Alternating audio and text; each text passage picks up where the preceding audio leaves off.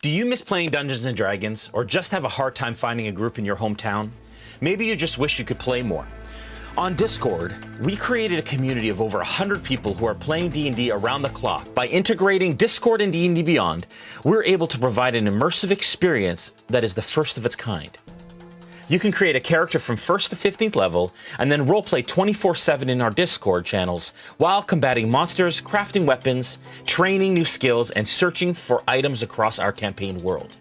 You'll also have the chance to participate in random combat encounters and go on monthly virtual quests. Ever wanted to try your hand at being a dungeon master? Or maybe you're an experienced dungeon master and just want the chance to run more adventures. As a community DM, you can run encounters and virtual quests for the community based on monthly modules written by our very own accomplished plot team. Join us. Join us. Check it out. Join the Discord. Join us! Join us. And let's create incredible stories together.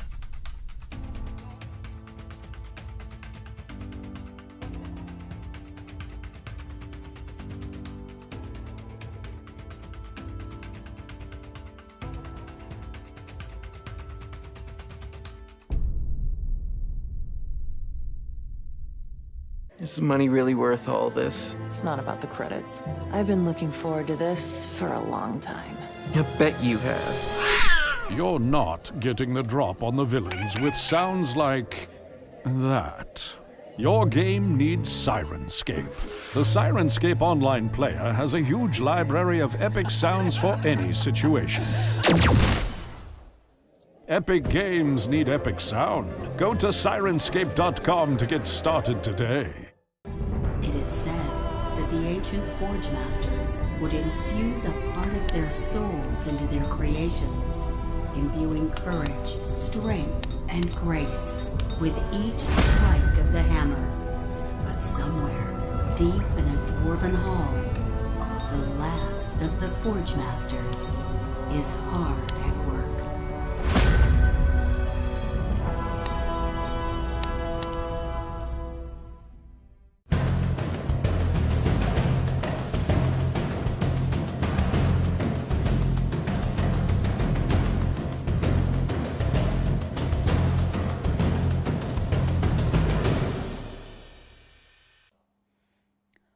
One of my favorite things about Shard Tabletop is that it is so great for both the GM and the player. The accessibility is open and easy, and having used it as both a GM and a player, I can tell you it makes character building easy, but it also makes building encounters super easy. Even in this show, we were able to build encounters on the fly in seconds. And I think that that's something that helps with GM prep time and helps players feel more comfortable at the table. Wastes of Chaos, the latest sourcebook from Kobold Press, gives you everything you need to create hard-hitting adventures in devastated lands far from civilization. From powerful new players options to ghastly villains and twisted locations. And with the Tales from the Wastes companion book, you'll get adventures uncovering the ruins of a world that was. Back Wastes of Chaos on Kickstarter today and bring full mental havoc to your campaign.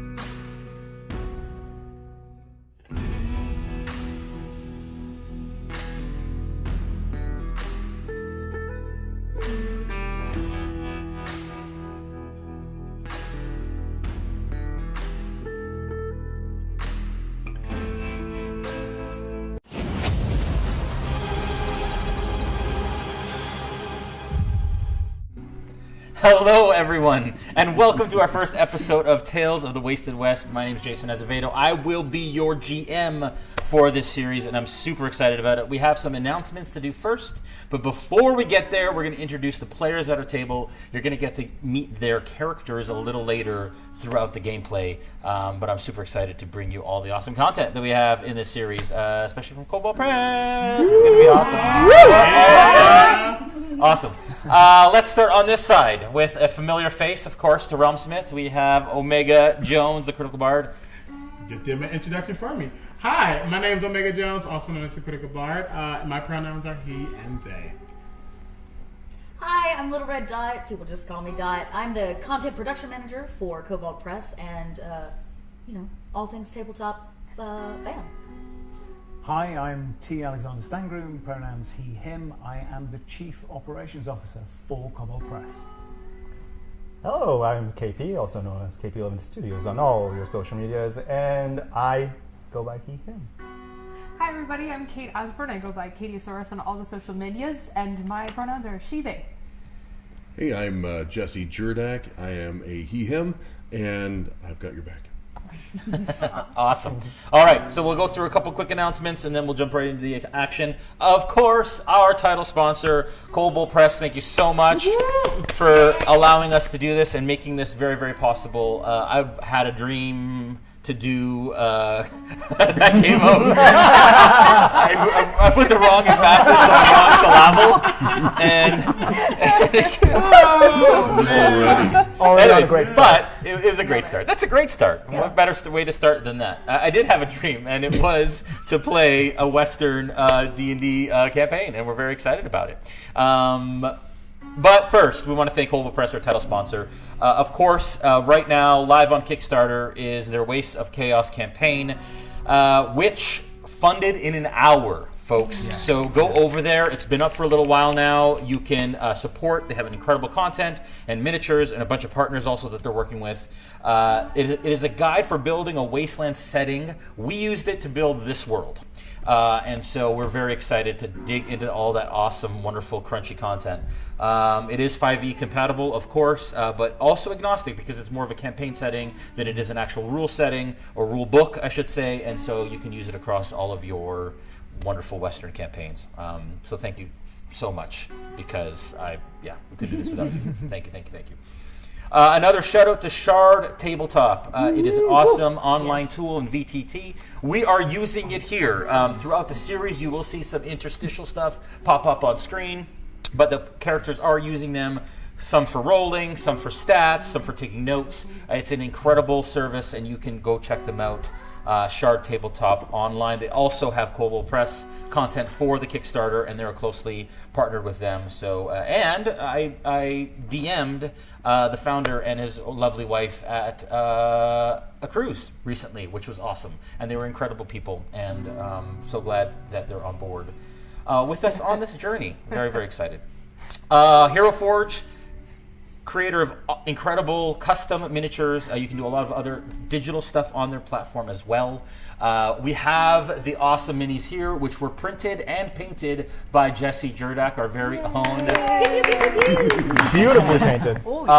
They are gorgeous, and of course, Hero Forge is so great to us. Has been great to us for so many years, and we thank them for their continued support. Check them out at heroforge.com for your next custom mini. And these you can typically, and for our last show, Incubus, we actually had them shipped to us, printed in full color. These were downloaded STLs and then printed after the fact. So printed and then painted after the fact. Also want to thank Forge Gaming, of course, near and dear to the RealmSmith hearts. They do all of our dice and dice trays and have for a very long time. They did a custom set for Incubus, which is launching this Friday, actually, and you can check that out. They're also doing a custom set for Tales of the Wasted West. These nifty little things. I'm going to hand them out so you all can play with them. Presents! So these are the, they call them, I'm going to say what they are. They're Scroll of Casting. It's a dice storage and rolling mat, so rather than a tray. And it's a lot more kind of fits the setting of the Wasted West and what we're doing here, kind of that Wild West setting.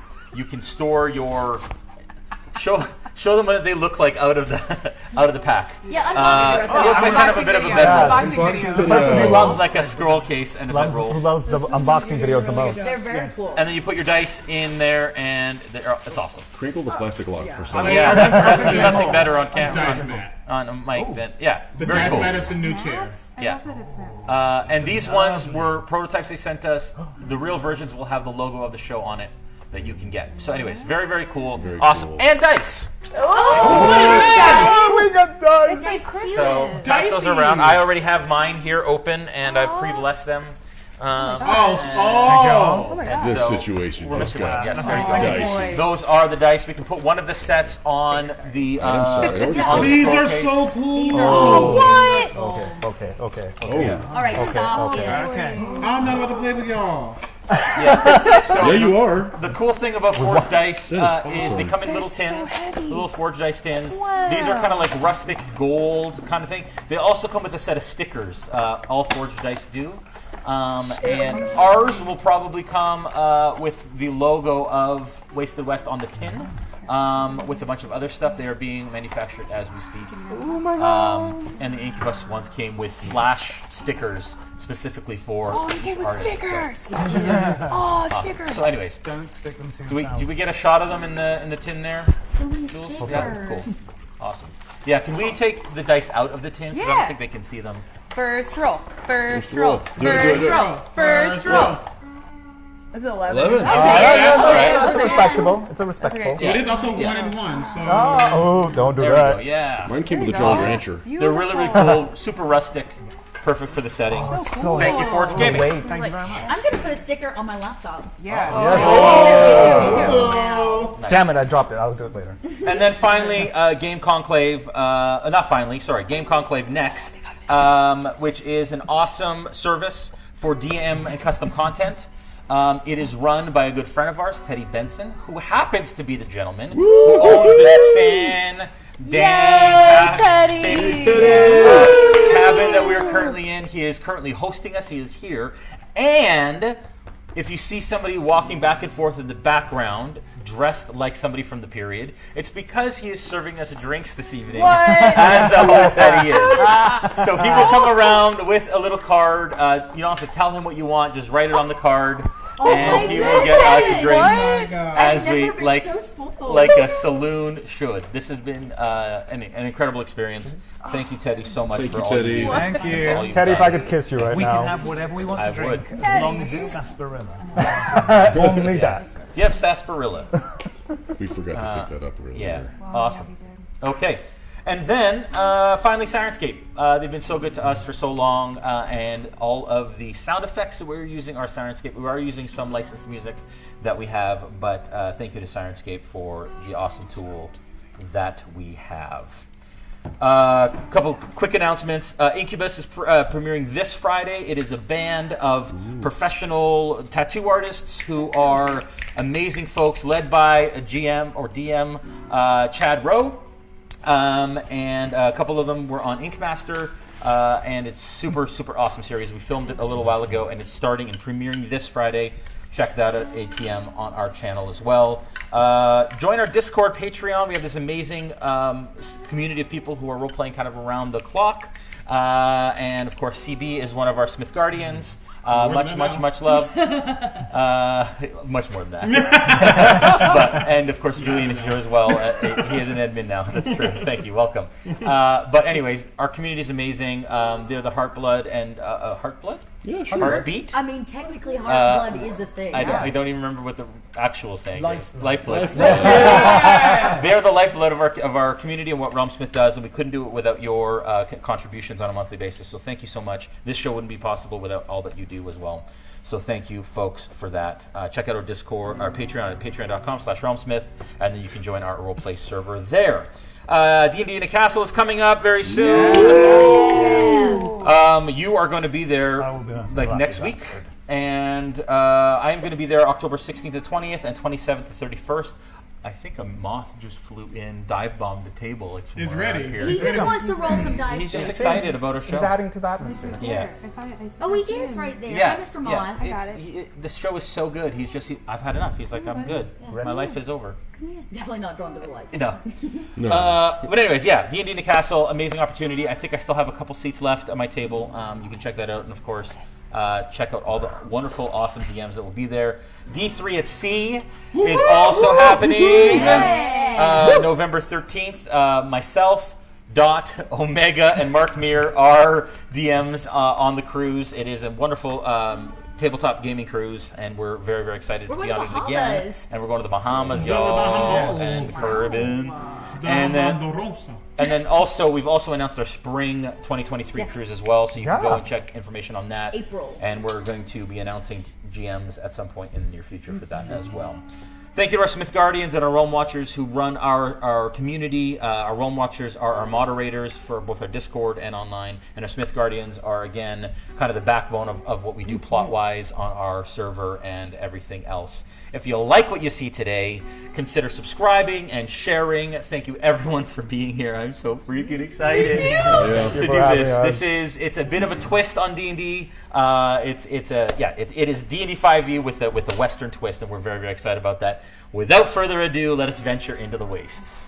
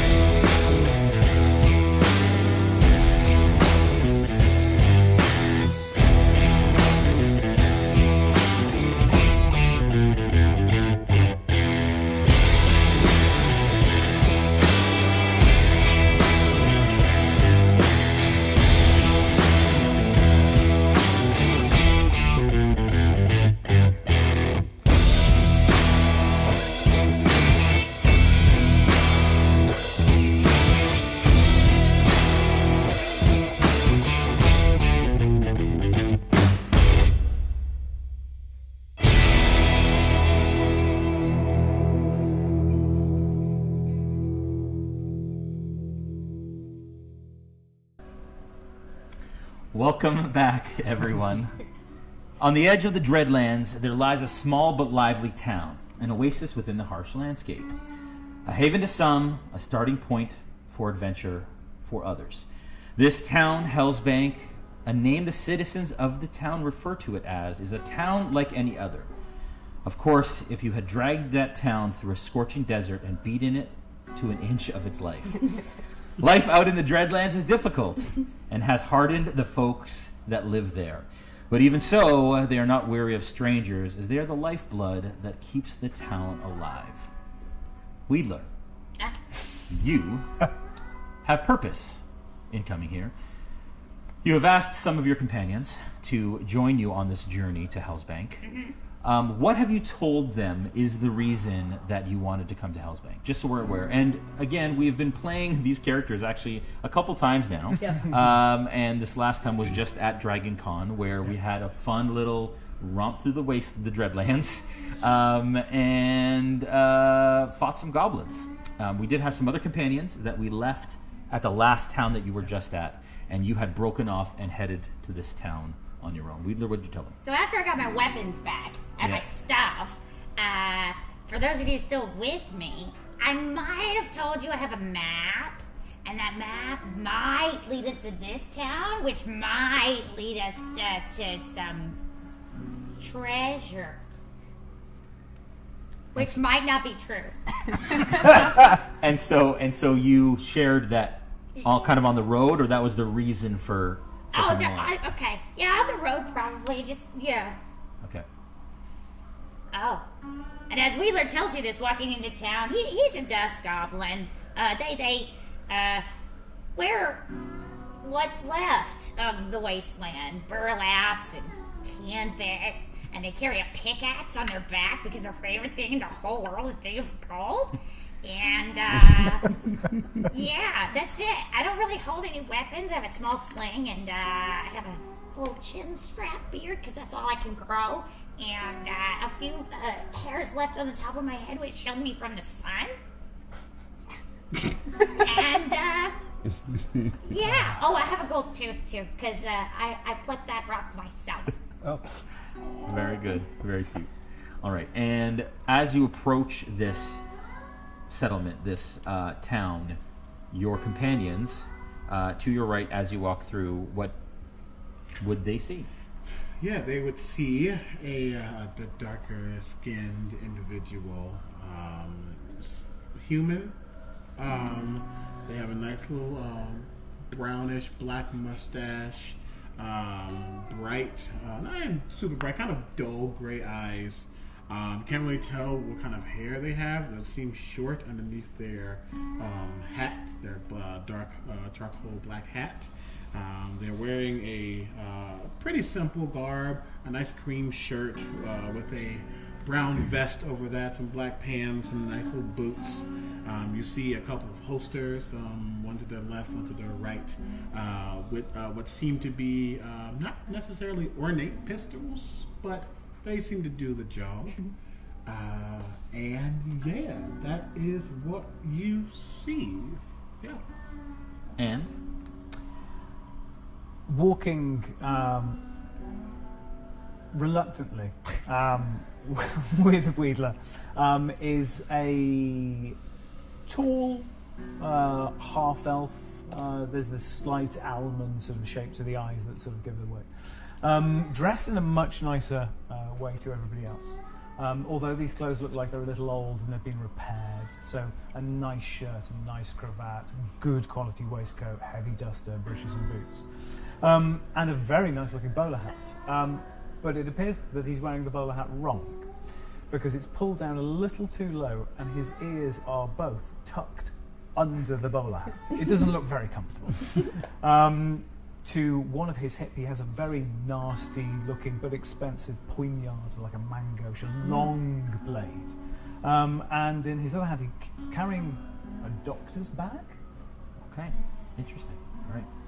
And as you approach, the typical, and for those of you who have been in the wasteland, the Dreadlands specifically, or the area of the waste that this is, it's arid, it's dry, somewhat desert-like. As you've heard, you venture further into the Dreadlands, it becomes more arid, dry, and devoid of any sort of life and difficult to survive. Legend tells of a great battle that happened or potentially occurred at some point. And legend also tells of storms that occur in the Dreadlands, almost like magical feedback that have echoed through time, caused by whatever cataclysmic event turned the Dreadlands into what it is.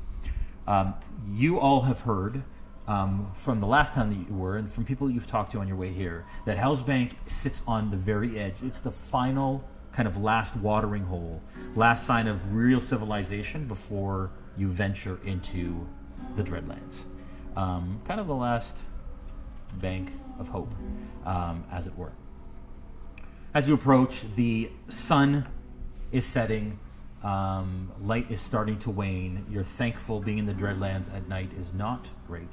You have been traveling north along the mountains to your right, the Dreadlands far beyond to your left. There's a bit of a wind that has picked up. Sand is kind of pelting you in the face a little bit as you start to walk into town.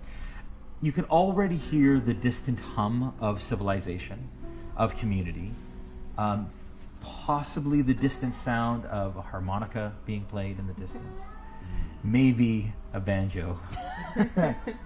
All of that wonderment that comes with this part of the Wasted West. The one thing that you notice specifically as you start to approach is that the town has a road that runs north-south, and right on the edge, let me pull out the map.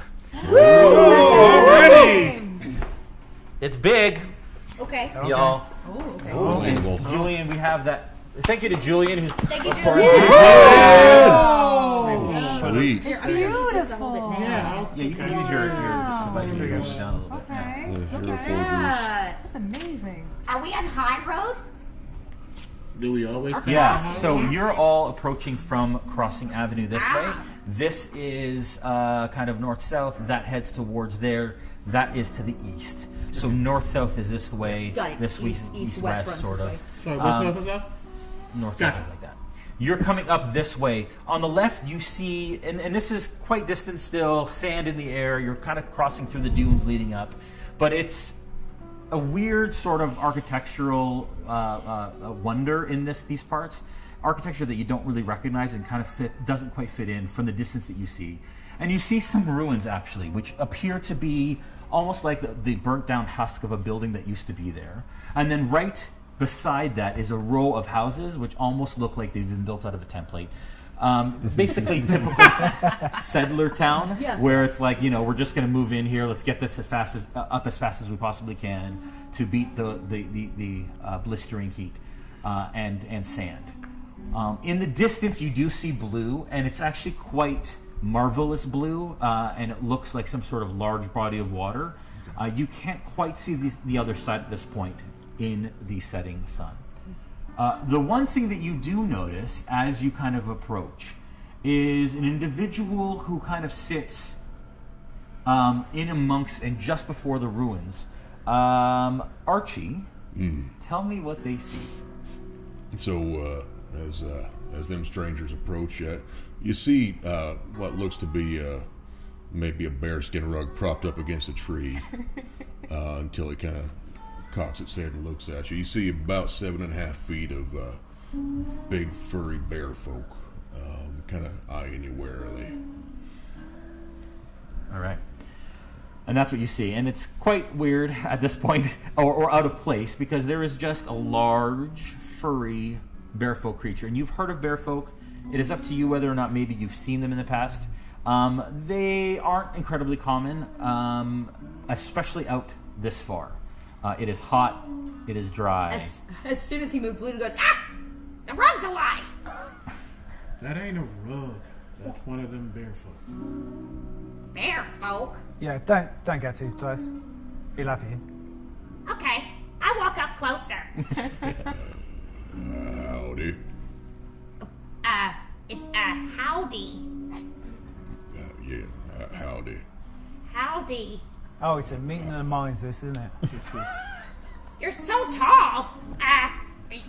What did I say? Are you from round these parts? My parts are indeed very round. Oh, mine too! There's a sigh. Very audible sigh escaping. What's my name? Sully. New characters, y'all. Already breaking. And before I continue, have we been to Hell's Bay before? No, This is the no, first this is time ever. first time, yeah. All right. Then I'll step forward and say, "Excuse me, are you some kind of watch for this town?" No, I'm a bit of a pariah from this town. Well, I'm sorry to hear that.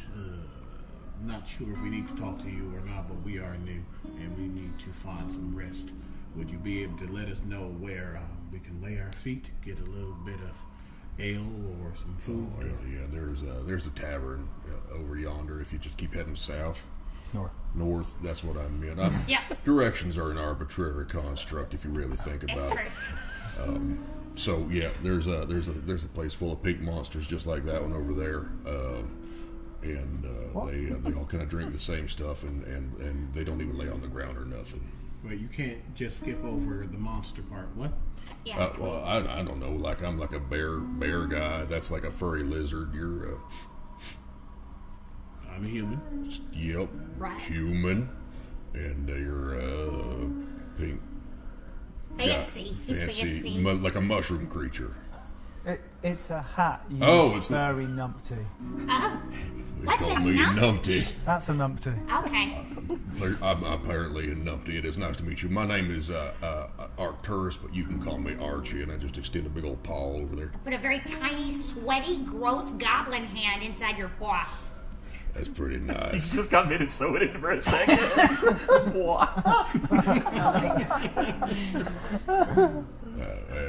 I'm said you said your name was Sully. Sully. I didn't say my name, but wow, you can like read my mind. Oh, I'm sorry. That was out of character. Nope, I can't. How do you feel about maps? I need a map read. Oh, yep. No, I'm not your guy. Do you have a map reader in town? I'm sure we got somebody that'd look at that piece This is the of paper biggest town for I've you. ever seen. It's got to be a map reader. And Mushroom Feller, what was your name again? It's Mr. Smith. Smith. Smith. Smith it is. Nice to meet you, Smith. Well, we're going to go head to this tavern, but you seem to be lonely out here. I'm not going to say you can join us, but you shouldn't just You sit should out join here. us. All right, I like your wet hands. Thanks. I did that myself. Wow. I'm going to go with wet hands over here. I like that. Wedler wet hand. Wedler wet hands. That's not a moniker you want to carry. Absolutely not. Why? I thought you said your name was Wedler, not Monica. Monica's my cousin. We don't talk to her anymore. Wheedler wet hands. Well, I don't really talk to any of my family anymore. All right, Let's we're get getting to into a it. space Yeah, where we didn't ask for. Start walking up north, not leaving them, but clearly saying, "Let's start going, folks." Sure. As you start to kind of approach the main road, and you see a little sign, wooden sign, with kind of wood burned into it, Crossing Avenue, and that's kind of the road that crosses through the top of the town. On the left, you see like I mentioned, a classic, almost Victorian style house in design, very out of place. A shape and style that is out of place in these parts. The siding is a dark blue, almost purple in color, with dark wood, double doors, and an archway of stained glass windows about it. Its front yard is surrounded by a faded, white-washed picket fence that is in desperate need of a new paint job. All the grass, bushes, and trees within the front yard are brown and yellow in color. All of their stalks, stems, leaves, all dried up and withered. There's a small wooden sign that hangs from iron chains above it, and it says May's Mystical Elixirs and Tomes in common. As you look, though, the door kind of opens up briefly, and you see kind of a hand come out and turn the sign from open to closed as the door closes again, and you hear some locking happening. Sorry. Does that happen often? Yeah. Y'all took too long talking. I'm just kidding. Hey, consequences. No, I'm just kidding. On the right, you see what looks like a husk remains of a 30 by 50 foot wooden building or so, almost burnt completely to the ground. Oh, no. Some sort of business or some sort of large size building that is no longer there. And where is this tavern again? You would know that it is up and to the right. It's just a little further. Up and to the right, just a little bit further. Does it have a name just in case we happen to be looking at a map? Yep, the it's called the Last Weenie. Watering. Oh, this one. Yep, that's the one. Oh, the Last Watering Hole. I've heard of this place. Yeah, they don't let me in there. Sorry, why are we taking the person who the town doesn't like to the I didn't place? say we're taking him, but I said he shouldn't be self-loathing out here. But I'm taking him. Right. Yeah, I'm being taken right now. Does the tavern have working girls? Because we could do some coin. I got working girls. Most towns have ladies that work. Yep. Yeah. Is there a saloon? Oh yeah. Not a tavern, not a bar, but where there's like dancing and like skirts and piano and stuff. No, yeah, there's absolutely that. There's a piano with a skirt on, and they let me inside and everything. Wow! Your musical instruments wear clothes? Yeah. We're still walking. Okay. And he's going to walk a little faster. All right. So on the left, you see another site that is quite out of place, actually. You see that there is a rough stone walled courtyard just to the building on the left, and that's about 9 feet tall, and it's got large, thick oaken doors that are closed currently, but you see a steeple actually rising from the top We're fine. of it. Omega's good. Another jumped. drink for Omega, please, barman. Thanks. I try to jump to see over a 9-foot wall, which is impossible. Yeah. Is it alright if I just lift you over it? I could probably Oh my reach. god, I put my arms out like a kid. Just kind of I pull mean- him. Feel free to fling her over the wall. What do we see over the wall? Okay. What you actually see over the wall is a. Thank you. We're good? Okay. Is a lush courtyard. The smell of grass and blooming flowers fills the air. Inside you see berry bushes, cherry blossom trees in full bloom, a bird bath fountain with trickling water in its basin. Small birds and colorful butterflies flutter back and forth. And it's quite a contrast and a juxtaposition to the rest of this town. I've never seen so much green before. I say down to Archie. What are you wearing? Very little. Well, I've got a pair of dusty pants and. So I'm looking straight up. I haven't either. While this is happening, Mr. Smith, you notice that behind you, you hear from the building directly across the street from that, what sounds like kind of raucous laughter and shouting, almost in excitement. You also hear some boos and some hisses and some kind of like a very mixed set of emotions. Like a gambling house or something similar. That is actually exactly what you see. This is one of 4 buildings, it appears, or let's say this is one building that seems to be attached to the one beside it by some sort of tunnel of sorts. And you imagine, perhaps because of the desert and the wind and the elements, that if things get really bad and there's some sort of storm, maybe they can pass between these buildings safely. Oh. And the one, though, right behind you has a sign above it that calls it the spinning coin. And it appears to be a gambling house of some sort, which is fun. And then just beside that, you see a smaller building that says the last watering hole above its doorway. And you imagine that is obviously the saloon. One. This must be a very special place. Yeah, sure. Okay. Now you know what we got ourselves into.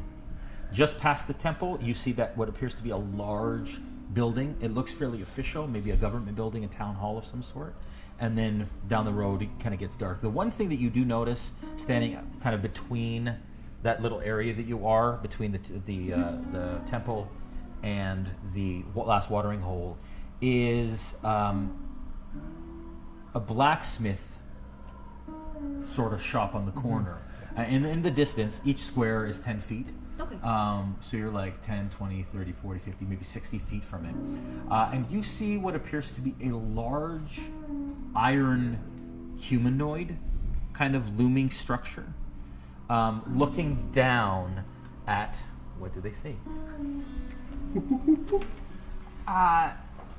So as Nexus, the automaton, stands outside the blacksmith shop, you see what looks in some ways very much like a human. She has a humanoid face. She has long brown hair. She is dressed very clearly in clothes that are several sizes too big, very raggedy. They look like maybe she got them from like some kind of farmer.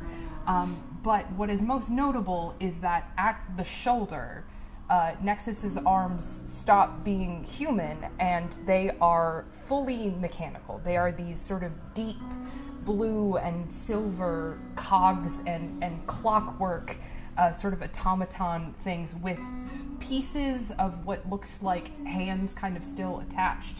And she is looking down at an anvil and sort of holding this like far, far too big of a hammer. And is just kind of puzzling the hammer and the anvil and is looking around for the clearly looking around like for the proprietor who has stepped away presumably for a few moments, and she'll sort of notice the stairs and she'll kind of raise one mechanical hand and wave and just sort of go back to very patiently waiting for the proprietor to return. What kind of creature is that? I don't know. What kind of creature is that? One you don't need to be rude about. Just go up and say hi if you really want to. You're beautiful and shiny. Okay. And you hear this kind of echo across and down the streets. And actually, when you arrived, you were met by this large iron creature who did not speak. Who, when you said, "May I speak to the proprietor," kind of nodded and then said, "Wait," and then just its hands kind of like slowly went to its side and then is just looking down at you and not breaking eye contact. Okay. And Nexus will look up and say, "Hello, I am Nexus. I apologize for the confusion. This is the first time that I've been here. Are you the proprietor?" Don't say yes. Sorry, and you're talking to the yeah. large iron. Okay. And this creature's like 8 feet tall, and it kind of it shakes its head no. Does not speak. Is the proprietor inside? Not yes. May I go inside? Not yes. Thank you. And Nexus will very like awkwardly bow, but like still hold the hammer like kind of behind her back because she's very clearly trying to take it, and just go inside. Okay. As you pass through into the building, you see a sign above it that says, and just one sec, let me just break something up here real quick. You see, it says Leaning Barn Ironworks, and you see 3 specific symbols under it. You see like a blacksmith anvil. You see the head of the head of a horse, almost like it's a conglomerate of buildings that exist. As you enter the building, you notice at first glance the buildings are makeshift wooden fenced, surrounded compound like a hodgepodge collection. As you get closer, you can see the main building is half open, covered roof, with 2 large anvils, a black stained one and a dark metal gray one. Various smithing tools can be seen on the wooden benches and leaning on the large iron buckets of water. The rest of the building has 3 walls enclosing it and surrounds a very large stone blow furnace that has a red-orange glow emanating from it. A black-bearded man is standing in front of the gray metal anvil and seems to be hammering on a horseshoe. Behind him, pushing on the bellows, the large iron creature kind of goes back and continues to kind of push on the bellows on the other side. What do you do? Hello, I am Nexus. I'm looking for the proprietor. I am him. And Nexus will hold up the hammer. I need a hammer 1/25th the size of this. And 1/25th the size of yes. it. And so you see this gentleman has a big, thick kind of beard. What you imagine a stereotypical kind of blacksmith would be. Kind of heat-burned face, some scars along his arms and his hands. He's got these big, black, kind of leather, thick gloves on. And he looks at you and he says, "My name is Draven. I own Leaning Barn, and this here is my boy Patch." And he looks at the big iron, and the iron golem does like one of these, and kind of looks at you. He says, "You need a small hammer." I need a very small hammer. Actually, several very small hammers. In fact, as many small hammers and wrenches and screwdrivers and socket wrenches, and as she says, as she pulls out like this list that just keeps going. Yeah. And several pieces of iron and several more pieces of steel, if you have any. And she just like is going, like just, the list just keeps going. Yeah. And she finally like gets to the end of the list, and she'll say, "And that will be all." What? That's like 75 items, ma'am. How big do you want these? Very Because small. I have all of those items. I can sell you those if you like, but I only have regular sized ones. I'm not quite sure why you need tiny ones. And Nexus will just like pull up her sleeve and just point to the clockwork and say, "I'm having some mechanical issues." And his eyes go incredibly wide. Cut to the rest of the group. What do you do? I follow. I have been coming. Well, okay, I've never been to this town, but I came here because I'm looking for something, and it's supposed to be special. My father called it a treasure, but I don't know if that's actually true. person's very shiny, like a treasure. Maybe that's what I'm looking for. How about we, and he like looks back at Mr. Smith and kind of Archie, how about we just go to a tavern first?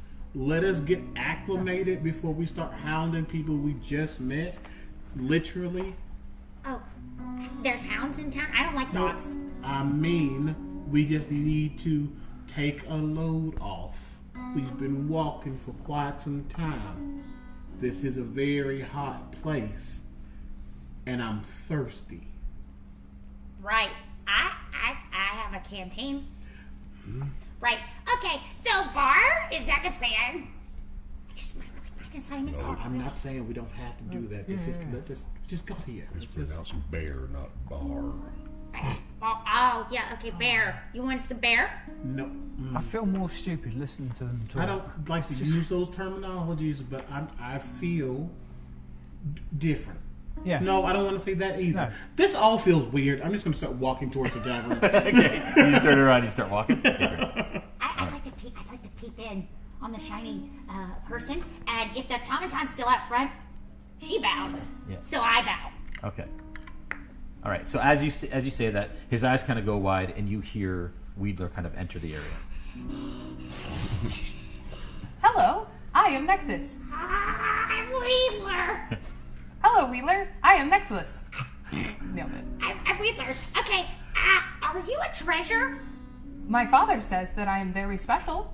Perhaps that is some kind of treasure? My father was looking for something special. Clearly, we should go together. Let's be friends. Just force it right in there. There you go. Just in. That was good. Well, we came to this town obviously looking for something, which I've now found. Why are you here? I am here because I am having mechanical issues. Points to her arm again. I could fix that. You could fix this? Yeah, take her bobble. Yeah. Really? I can try. Yes, I would be very grateful for the assistance. Wedler pulls out small tools because I have goblin-sized tools. And I begin to and try to fix her arm. Okay. So, and what is the issue that is currently facing your arm? Honestly, dust. It's very dusty. There's some dust that has gotten kind of like into the joint. Yeah, and so there's a lot of like this action, but there's not a lot of this action going on. Probably a lot of grinding So sound. yeah, it's like a little bit of a grinding sound. Yeah, give me an investigation check. Oh, okay. First roll from day. Fix my arm. Fix my arm. Now I'm really nervous. You got this. You got this. You got this.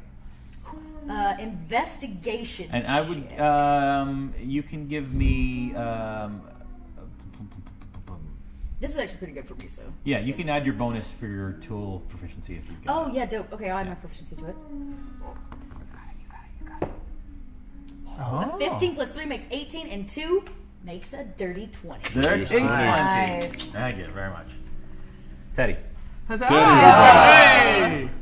Okay, yeah, and I go to maybe fix it, and I look at it. There's nothing wrong with you. You're just a little dirty. And Wedler goes and sucks in all your dust and blows it out. Thank you. That is remarkably better. I really didn't think it was going to work, but here we are. I love breathing dust. And I imagine as she's talking, as he's talking, he, they. Okay. So yeah, as he's talking, it's like puffing out of like all the orifices. I like dust. Yeah, okay. My father always says that one good deed deserves another. You seem as new in town as I. Can I help you in some way? Well, and I turn and point at the rest of the crew that's staying here. They're wanting something called a bar. And one of them is currently walking away. Oh, and Nexus will sort of like, I recall seeing one on the way in. I would be happy to escort you. Hey, that's what the bear said. Hello, I am Nexus. I'm Archie. You can just call me Archie. Hello, Archie. I am Nexus. Hi, Nexus. I'm an Archie. Very nice to meet you, Archie. I am Nexus. Sully, how long does it take to walk 100 foot? This feels like... That's a good question. Well, technically, I have goblin legs, so at least twice as long.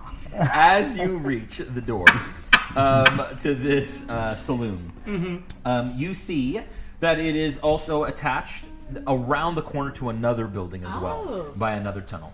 And it's kind of an L shape. You can see that there's 4 buildings on that corner that are attached with this sort of internal tunnel. This one here is a fairly well-built building with a covered patio that wraps the whole front of the building and connects to another adjoining building. And above the door, you see the words Drifter's Haven Inn. As you approach the door, you see someone leaning kind of against the door post, or the door jamb kind of on the outside. And just quick clarification. Drifters, we're going to Drifter's Haven or the last watering hole? Last watering hole. I'm sorry. I just want to make sure. This is last so watering we're hole. still here I'm at the sorry. corner. Yeah, okay, cool. Drifter's Haven, last watering hole. I apologize. No worries, thank you. So sitting against the door, leaning kind of against the door jamb to the last watering hole is... You see a fairly tall gentleman, kind of leaning against, hat down, holding a mug, just kind of swirling around. And as you look up, you see a rusty orange skin, almost like as though like a sunset on a clay pot, and overbite, like an underbite coming up. And if anybody's familiar, well, especially if you're familiar with the Wasteland, you see someone who you recognize as a Wasteland orc.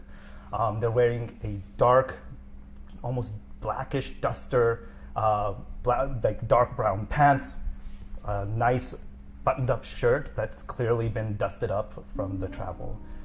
And you just see him go, well, it's been a while since I've seen you travelers in town.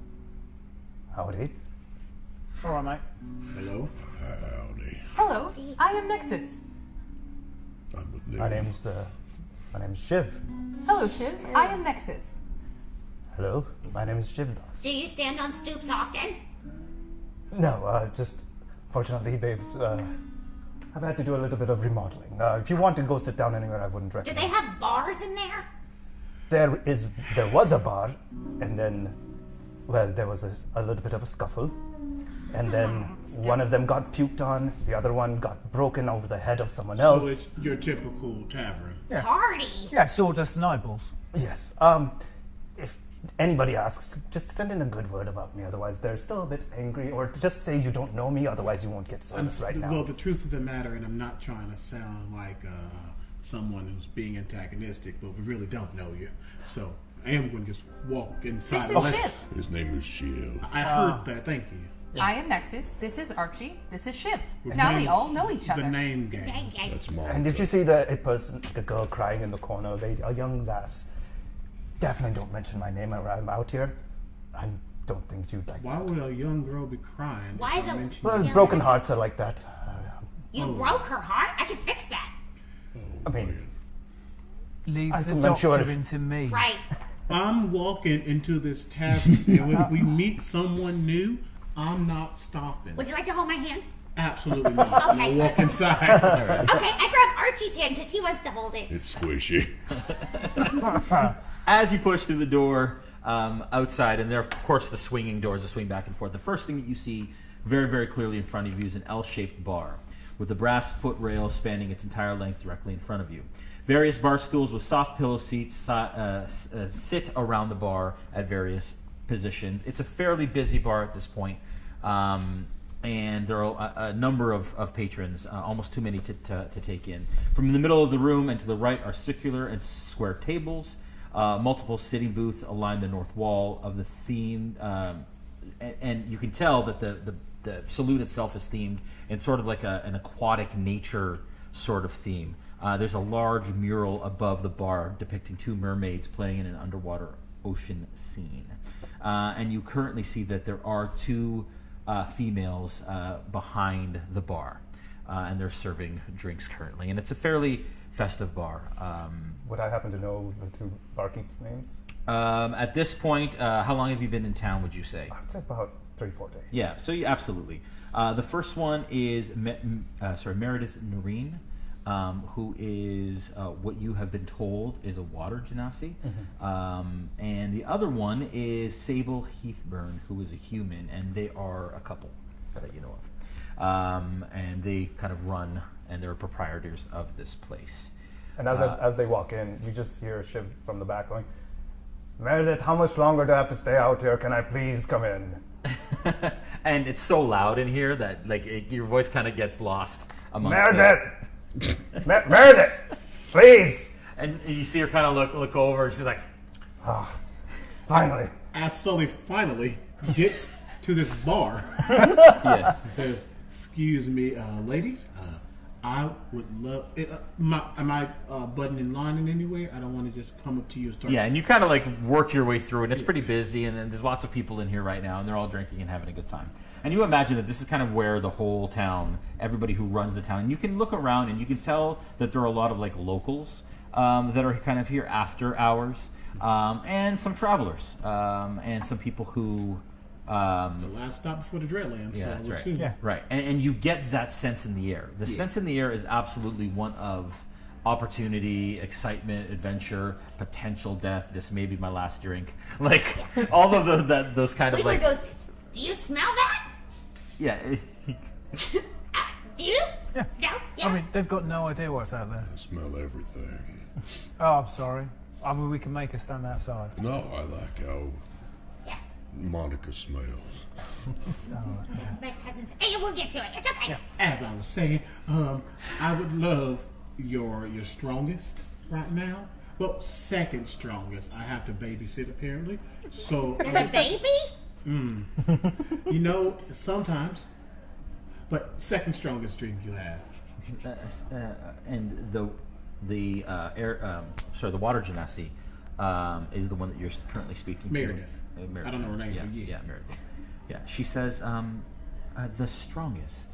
The second strongest. You want the second strongest. I would like to not be blacked out until the next. We have a rye mash, and then we have a corn mash. Ooh, rye sounds great. All right. I'll make that a 4-finger. 4. Oh, it's been a rough day. You see, he has a bunch of rabbits and people around him. Yeah. That's an under-exaggeration. Fair enough.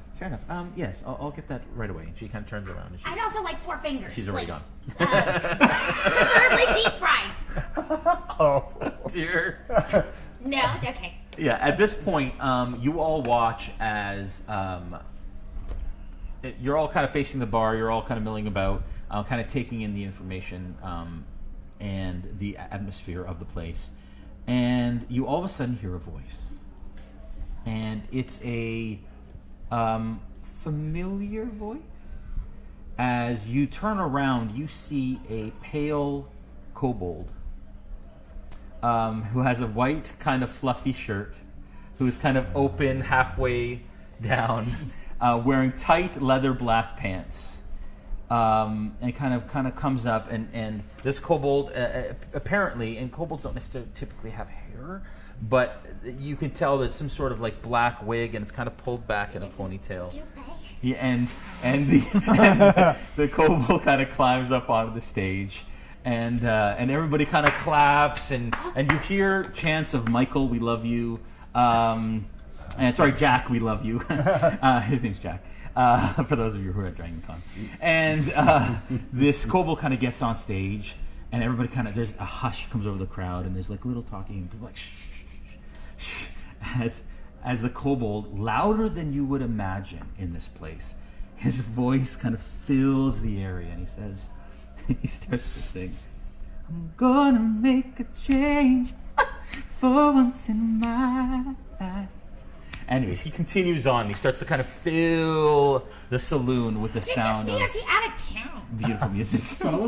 Sully just turns his head from the bar, notices the kobold, loudly sighs, yells back to Meredith, make that 5 fingers. Thank you. And you see Christian kind of gives you a thumbs up from behind and continues on. Nexus will settle up next to Sully and say, hello, I am Nexus. Hello.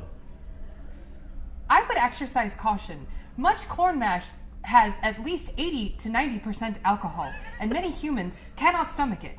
Oh, don't worry. I'll stomach it just fine. All right. Please be careful. I am concerned.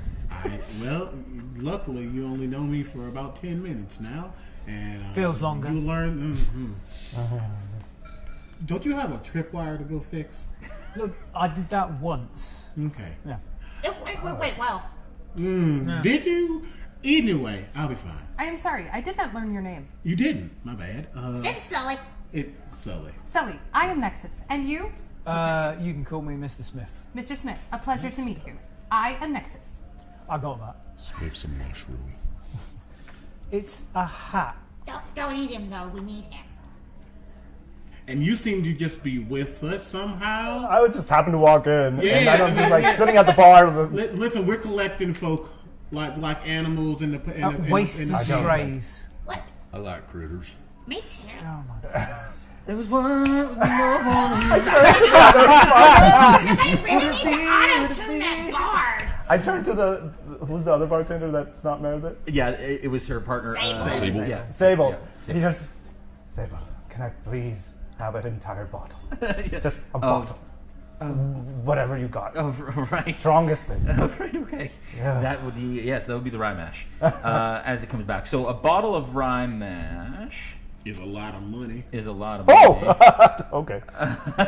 You thought it wouldn't be? Yeah. Do you have a tab? Because 4 fingers of corn mash. And I'm going to 5 now. It's like 5 fingers.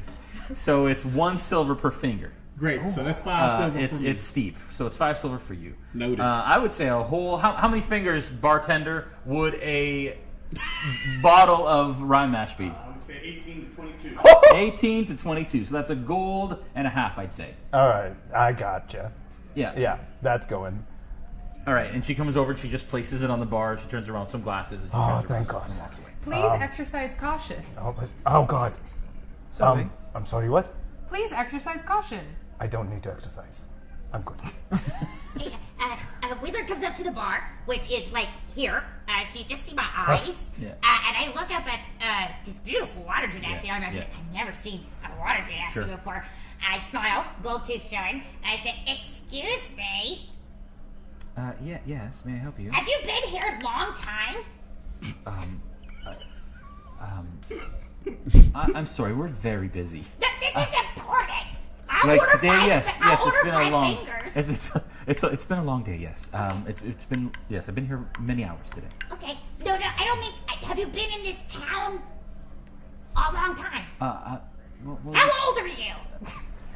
that's a very personal question. I'm. In Goblin Society, we just tell each other our age. It helps us better understand What really would you where like we're to at in drink? life. Can I get you a drink? If Oh, not, no. I really need to attend to other. No, this is important. So is my job. Okay, who's the oldest person in town? The oldest person in town. I put a gold piece. I'll pay you for the information. And she kind of looks at the gold piece. She says, "You want the oldest person in town?" I'll even give you my gold tooth if you'll just tell me. Well, that's a great question. There are a number of elderly folk. There's one down by the river named Quaggles. That's the one! That's him. And we call him Quaggles because that's the sound he makes when he's had too much corn mash to drink. Oh, I have to meet this fellow. And he lives down there in 10 towns. Do you, In 10 towns, sorry. do you know a Tweedler? No, sorry.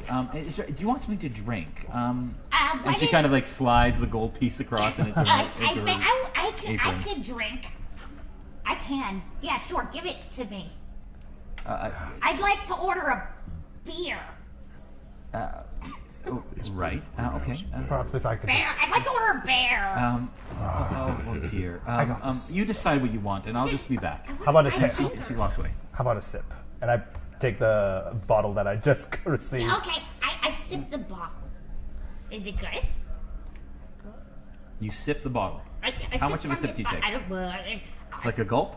I take a goblin-sized swig. Yeah, it burns. Is Wedler a drinker? Well, technically, I'm a wasteland or a dust goblin, which means my constitution is extraordinarily high, just naturally. Give me a saving throw. We'll find out. Maybe not today, but we're going to find I'm out. assuming I have my drink Yes. by time. Okay, Yes, great. yeah, Just yeah. wanted Okay. to make Yeah. sure. Yeah. She had brought over your drink when. Okay, Okay, I rolled great. a 6. Yeah, Total. not so much. So you drink it and it hits you right in the back of the throat. And you start to kind of cough a little bit. You got to kind of steady yourself on the bar. And the room starts to spin just a touch. It's a head rush. As soon as I see that, I will go over and I'm like, perhaps something a bit more virgin. All right. I'd like another. Does it make all the buildings move? Hey, Wedler, do me a favor, little buddy. You see that seat right there? Like, sit and just think about this Wedler for a moment. Just contemplate. Oh, I have for years. Now, the better do it in a vow of silence. As soon as you pull up, so I'm assuming that's a map, right? Yes. Okay. Yes. So as soon as so I look at that's a very curious map. Do you need a guide? Maybe. I crawl in the seat, because I was just trying to do so, and I put my feet in it with me. Can you keep a secret? I mean, depends on the secret. This is a map. That is a map, yes. Very important piece of treasure, an artifact. I said too loud. Yes. Because like 3 people around you kind of turn and As look soon over as- there. Yeah. As soon as they turn, Can I everybody look give at- me a perception check, please? Here we go. What do we got? That was a nat 1. 13. Okay. 18. Why can I? There. 16. That was a nat 1 with. So that was a 2. Okay, so that's a nat 1. What'd you roll? That's hilarious. A 7. Yeah. Aw. Okay, great. Have you taken a swig of your? Yeah. Yeah, you forget that whole conversation you just had. Like you asked if that's a map, you took a swig. You're like, whoa, how did I even get into the saloon? Like it hits you kind of hard in that moment, and you're just like it throws you right out of the moment. It kind of yeah. So what did everybody else roll? 18. 18, 13, 16, 7. With an 18, you kind of look up when she says artifact, or he says artifact, and you look across the room, and in the corner, you see a humanoid kind of individual sitting right in the corner. Imagine a familiar sort of thing, pipe in the hand, corncob pipe specifically, a flat-brimmed hat, really, really low, around this kind of like furry, fuzzy face with a canine sort of snout.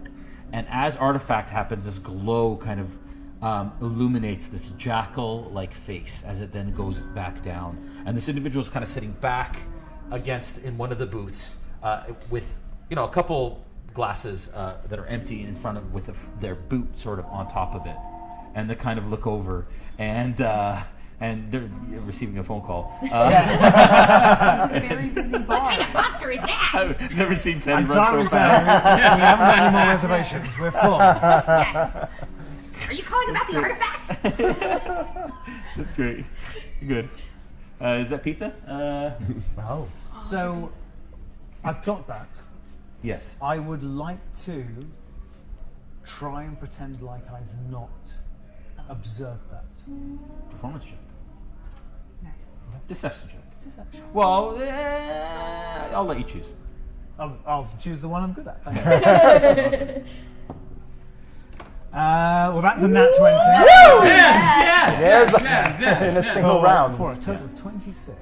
Yeah, I would say even with a nat 20, you notice very, very closely, without them noticing you, that they have taken a keen interest in your group. Very keen.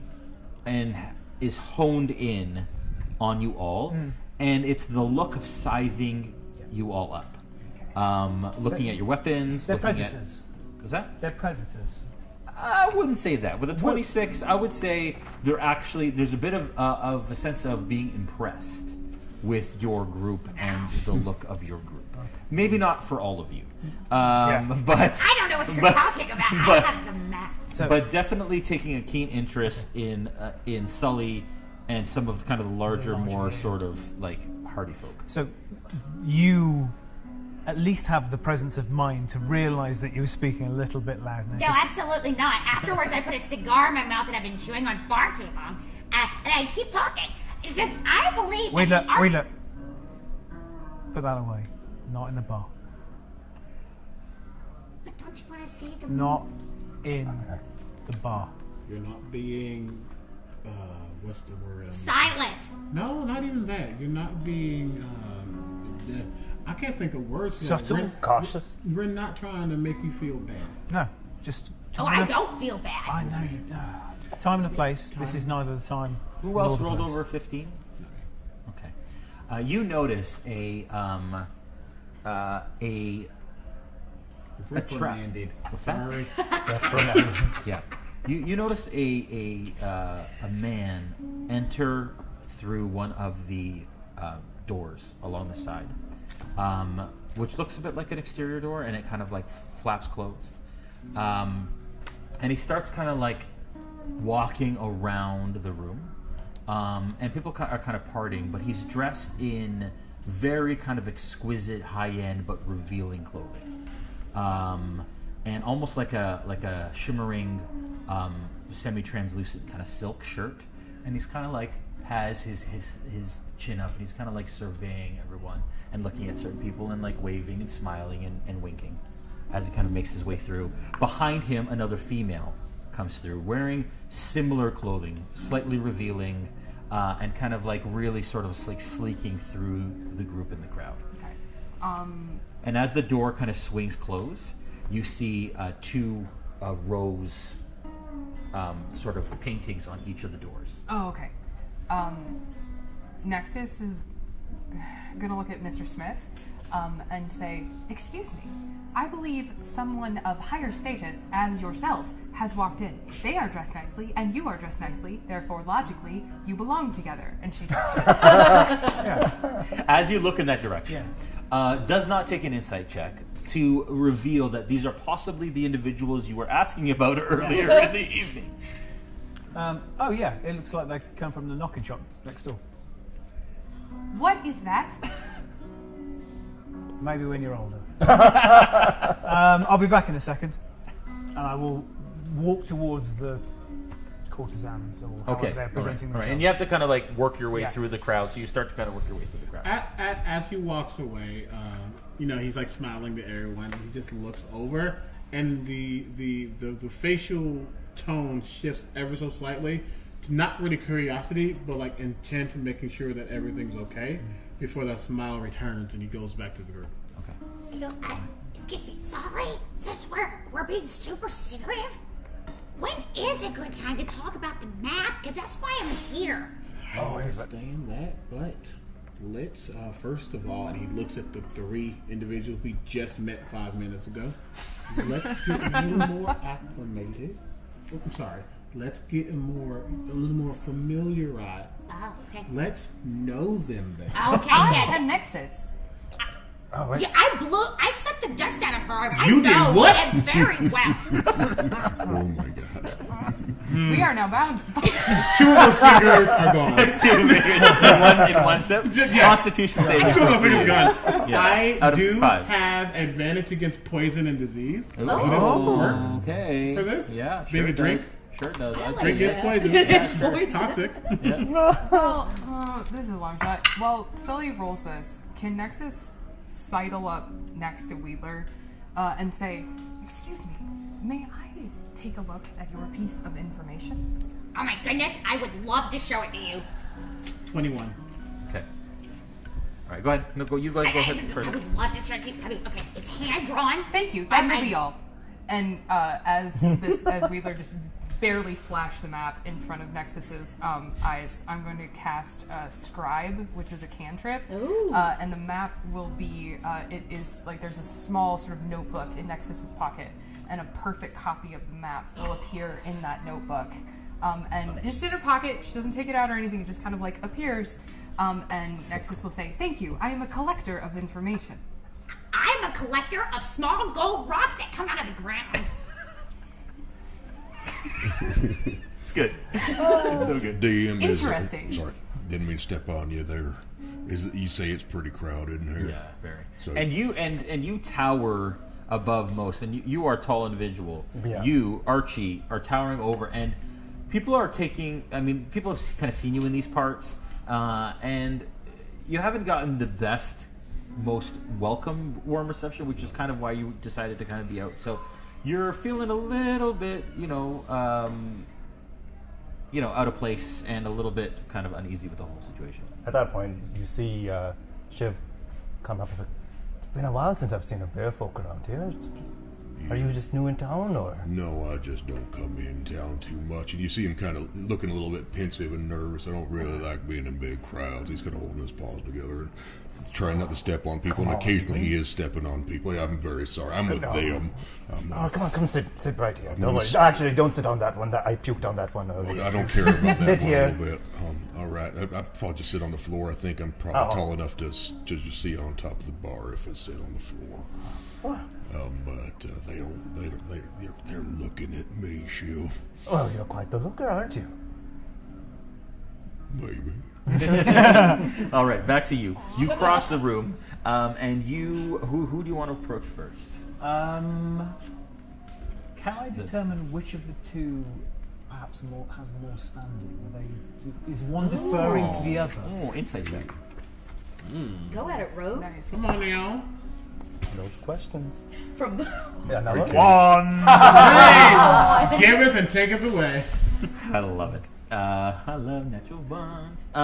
You think, for sure, beyond the shadow of a doubt, that you get a vibe that the gentleman owns the whole thing. Yeah.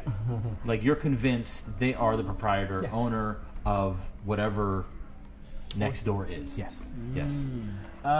So I will walk up to him. Yeah. I will touch the brim of my hat, but noticeably not tip it. Yeah. So just evening, sir. And I just flick my hand. Yes. And a small card appears in my hand. Yes. I am Mr. Cornelius. Performance check. Oh, you monster. Okay. Okay. That would be an 18. And when that happens, he kind of smiles. I am very impressed. and I hand the slightly battered-looking business card over. Yes. All right. And he says, "Why, let me see." And he kind of takes it and he kind of looks at it and he says, "That was very impressive. Welcome. Are you new here?" And he kind of like tugs on your little. Pointing the card. I am Mr. Cornelius Smith. I am a travelling medical practitioner. I'm going to be in town a few days, and I normally, when I hit a place like this, approach establishments like yours, and you might need some sort of medical assistance.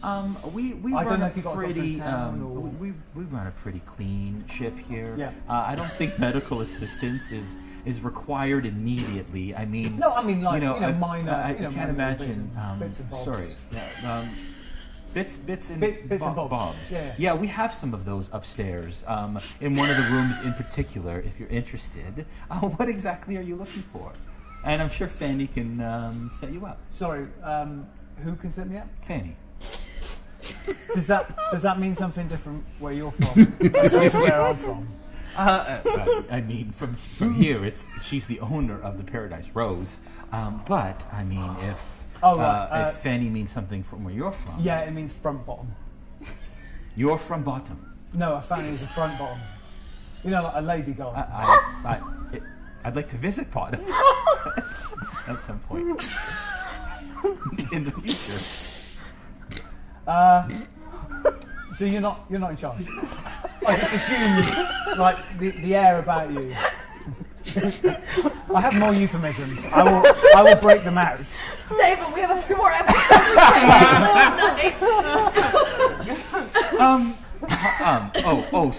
I'm sorry. You thought I own The Paradise Rose next door. Yeah, I mean, just the way you walked, all that grandeur. Oh, well, thank you. I pride myself in my walk. I practice.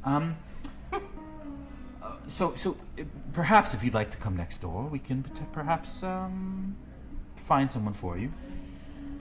Oh no, I'm not looking for any company tonight.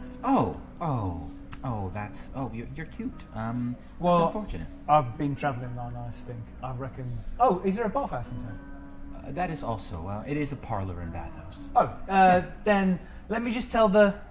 And he looks over towards this bunch of reprobates. Yeah. You know Yeah. what? Never mind. You do notice that Sully keeps looking over because Sure. as time is Sure. going on. Insight check. Great. That is a 16, I believe. Yeah. So nearly a 16. You get the whole situation, and you kind of gather from their body language what's being said, although you don't hear it. I look over to you, wave, and mouth. They're your problem.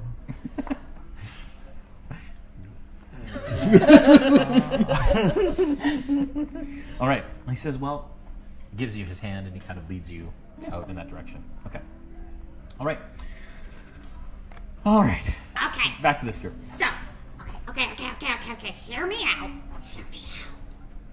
I know they're like, we just picked them up off the road, but I am an established dust goblin. Really? And we have fantastic gut instincts. I'm sure you do. My gut tells me two things. Whatever I put in my body earlier is not going to be good in about 30 minutes from now. Probably Two. not. Look at we can trust I'm them. not saying that we can't. Just what I'm saying is not every single last person you find, you should start talking about your map. Did someone say map? You want to see it? You have a map? I have one right Oh, I love maps. here. Me too. This one in particular. It's actually the only map I've ever owned and or seen, but I love it. Well, I'm somewhat of a guide. I can probably take you to your little treasure, or wherever it goes. You can read this? Oh, wait, What? it's upside down. This way. With a little bit more studying. I have studied it for most of my life. I took it off my dad's dead body. It's signed by somebody called Tweedler. Would any of us happen to know who that is at all? History check. Oh. I just gestured at a paper History. very confidently. That's a straight 3. It's a straight 3. Never heard of them. No. Got a 12. 12 still. No Made recollection. out of paper. I don't think. Sure. History? Yeah. 16. Okay. With a 16, you actually think that maybe you heard of the pair. They're like a legendary kind of treasure hunting pair called Tweedler and Wheedler. Note that. And for the first time, you're like, yeah, I think literally he clicks a little bit. Wait a minute. Yeah, Tweedler. Tweedler. Wheedler! That's my name. It was my dad's name. It was my grandfather's name. I am the third in line of Wheedlers. And Our Tweedler. origin. And Tweedler is who I guess made this map. Okay. This is interesting, and I know you do care for it.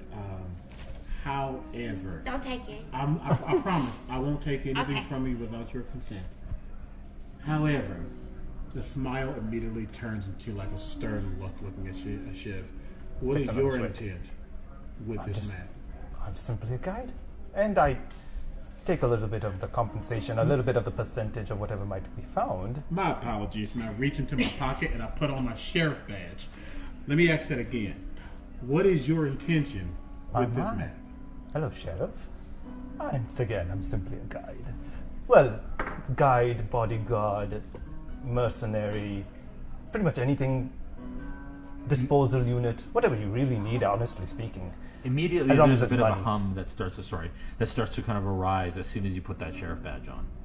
Better put that away, otherwise, unless you want some trouble. So shiny. Well, when you are what you are, you don't have to worry about trouble. Unless trouble wants to try it with someone like me. Well, I do love a confident person, for sure. I mean, confidence is just a job. I'm just making sure that no one's gonna, get over on my little guy. So. Oh no, like I said, I simply am a guide. I will help in whatever way. I quite know around the area how things are, so if I need anything else that I could do to assist for a fee, always here to help. I hate doing interpersonal checks, but inside check? Yeah. Sure. I simply say, please, I can give you those.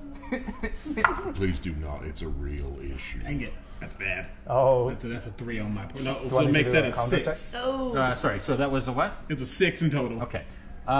With a 6 insight, you can give me, don't tell us what it is, but either a deception or a persuasion check. And then... Based on his confidence nature and how he stands, he does seem like someone who's very capable. That's what you figure. If you want to be hired. Fine. Hired? I don't have any cards on me to really tell you about me, but my rates are fair. You probably won't find cheaper around these parts. I don't even like cards. What are your rates? How about, well, it depends really on the extension of this endeavor. Is it going to be days, weeks, months? How long are we I traveling? spent my whole lifetime trying to just get here. Oh. Well, for quite a significant venture as this is, I don't wish to take too much from it. Perhaps 3%? 3-4%? We can work out the details. 3%. I don't even know math, so that sounds fine. Just say yes. Okay. Fantastic. Well, I'll be partners. I don't have any pen on me. I'm just, oh. Ma'am, can I please have something to write on? Okay, so, yeah. And after a while, she brings back a quill.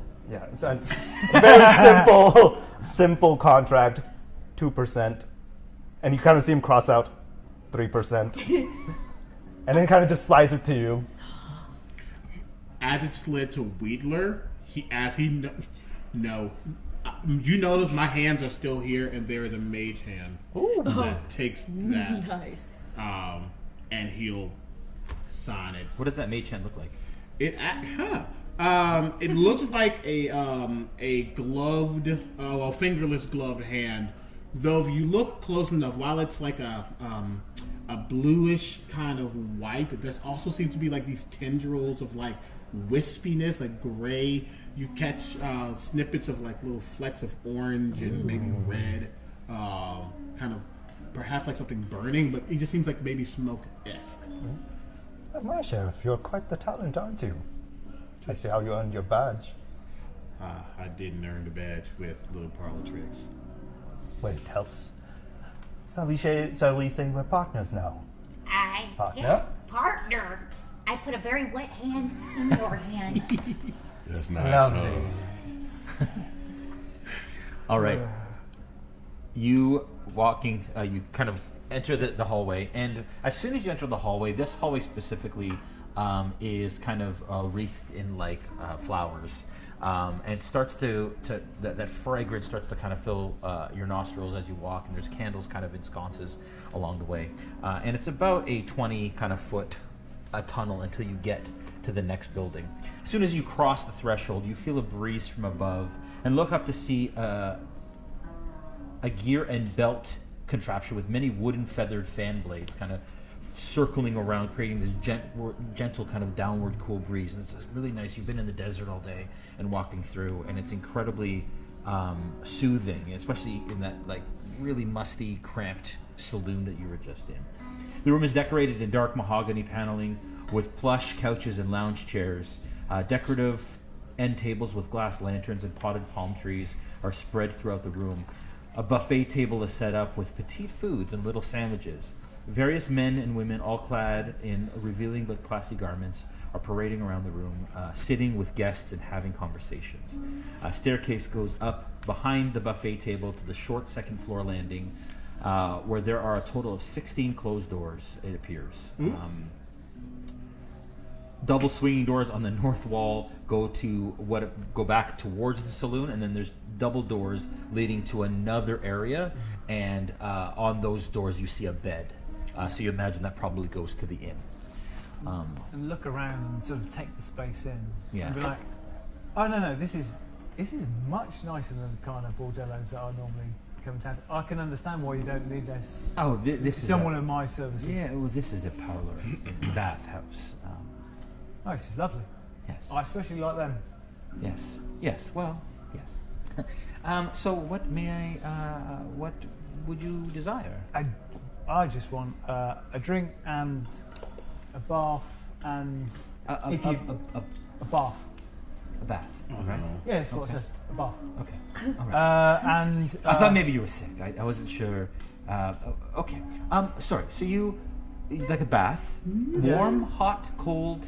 Oh, hot. Hot. Okay. That'll be actually cheaper than a cold bath.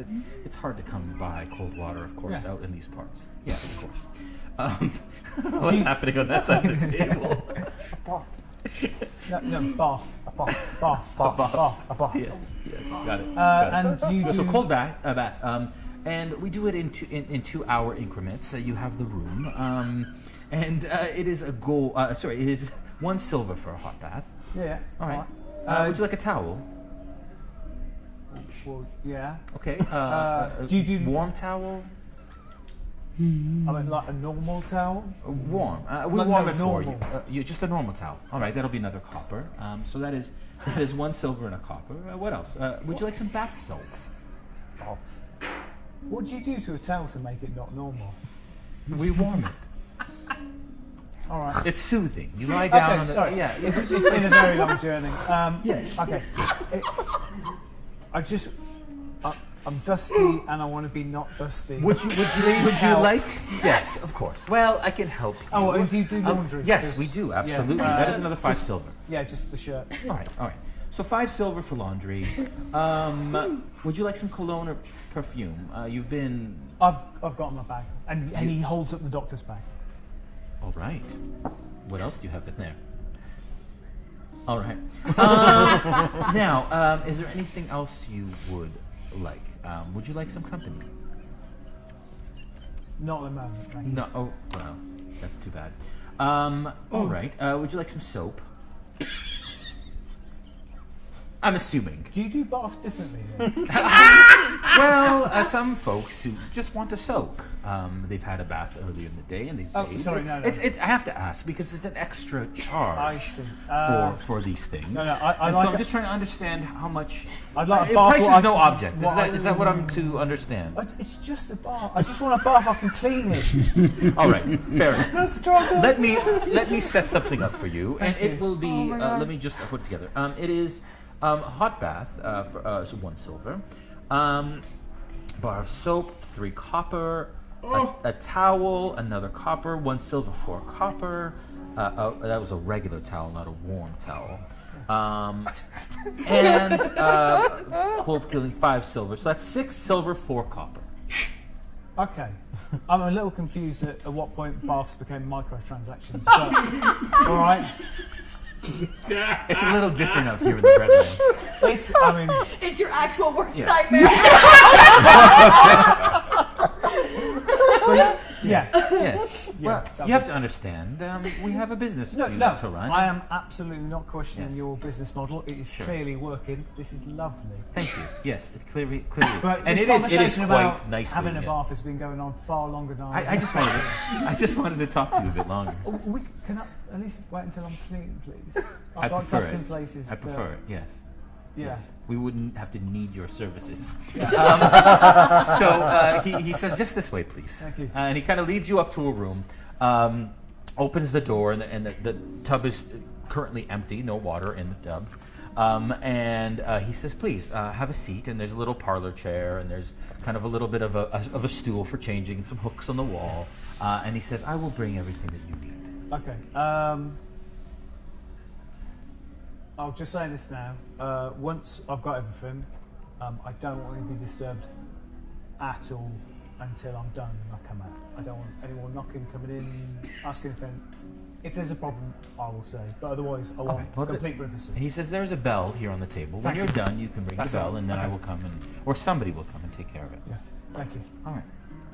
And he's stressing that a little bit more than... Yeah. No, he gets it. Okay. He's like, no worries here. No judgment. All right. What you do in the room is your business. As he begins to close the door, across the hall, you see that there's another door open that opens slightly, and two ladies kind of walk out. And inside, there is a gentleman, and it's a big kind of pillow bed with like comforters and flowers, and it's just quite extravagant room. And there is a gentleman sitting on the bed, and he is dressed in kind of finery, like almost like a white two-piece suit, like a wide-brimmed white hat with like a cravat, kind of all bunched up blue, and there are at least 4 more women in the room with him, and they're rubbing his shoulders and his hands, and he's getting the full treatment, fully clothed. He kind of looks at you, and he sees you through, and he kind of tips his brim as the door closes across the way. As I finally shut the door, I will take the chair and I will just quietly wedge it under the handle. Okay, we'll go back to the script now. All right, back to y'all. Nexus has her head like sideways on the bar and is looking at Shiv's bottle. And from this position, like this, she kind of looks up at Shiv's and she says, "With great respect, I have concerns about your efficacy as a guide due to the large amount of corn hash that you have consumed." She looks back up at you. Yes, how much have you had? Probably at this point a quarter of the bottle. I need you to make a Constitution saving throw with disadvantage. Really? How much have you had? I probably had another finger by now, so I'm 3 fingers down, 2 fingers left. Okay, we'll wait on your Constitution saving throw? Yes, disadvantage for a quarter of the bottle. Okay. Because that's at least 5 fingers. You're drinking a lot. That's a lot. Nice. That was 19. Okay. With Well, 19, this is nothing. Mm-hmm. Yeah, you do this every day. Oh. Every day.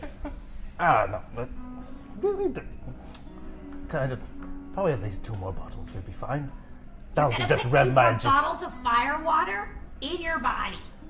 I mean, at least. Well, not quite. That just. I didn't know I was going to get a job, so maybe 1 should suffice. I'm just going to pretend that someone didn't just tell someone of the law that they're going to get publicly intoxicated. Is that a word? I mean, an establishment officer. I feel like I'm. Well, when you leave said establishment, I just hope that you can hold it. Oh, don't worry. I've done this plenty of times. Not a problem. But if it's a problem, I can right here. No, not a problem. Just I'm sure, as I don't know you, that you can hold your own. But if you're going to be helping my little friend here to make sure you're at your very best. Absolutely. I mean, but for your comfort. And I set it aside. There. Happy, everybody? If it means anything, I really did it. I don't care. Oh, well then, the person who hired me doesn't care, and then I take another swig. Technically, I did the paperwork, but I mean, I don't care. I do care though. I get really close and I pull it out one more time. And as you come in, I kind of take the bottle and I put it in front of Archie. He's like, "What are you, big man?" I sit on the floor with Archie. That seems. I don't like chairs and soft. I'm crisscross applesauce. Yeah, I join you. Yeah, tiny crisscross, big crisscross. Okay, I put the mat on the ground in front of us so everybody can see it. The minute she does that, he does that. My apologies. That's all right. What is the lighting situation in here? It's pretty dim, like typical kind of saloon. And you look over, and the kobold now has 4 dancers on either side, and he's doing this really odd, really deep angle lean in one area, and he's singing about Annie and is she okay or something to that effect, really and then Annie's kind of lean to the okay. other side. I'm starting to get concerned. Oh, he's always looking for that one. We should add that to our list of things to No. do to help Annie. Top priority, Annie. Is there any light at our table? Sorry? Is there any light at our table? So do you have it? Because you're right. You were kind of in the middle of the we right at the bar. Yeah, true. So do you want to head to a table? Yeah. I would like to. Okay. As the post, I was like, you know what? Because I'm not going to stop you. Yeah. How about we traverse to a little more secluded of an area, if you two wish to join us? Can't stop, won't stop. Yeah, I'm going to do all the same kind of things y'all do. All right then. Good. Come on. I like him. When we get to the table, I sit on it, and I put it down. I bribed the water genasi to tell me that there's an old guy that lives down by the river. He's the oldest guy in town. Tent town. He lives down here in Tent Town. Maybe he has some more information about Tweedler and Granddaddy Wedler. And that is where we're going to take a break. For those of you that haven't played with me before, cliffhangers are a bit of a thing. So get used to it. Thank you for watching. We'll be right back in about 50 minutes. Cool.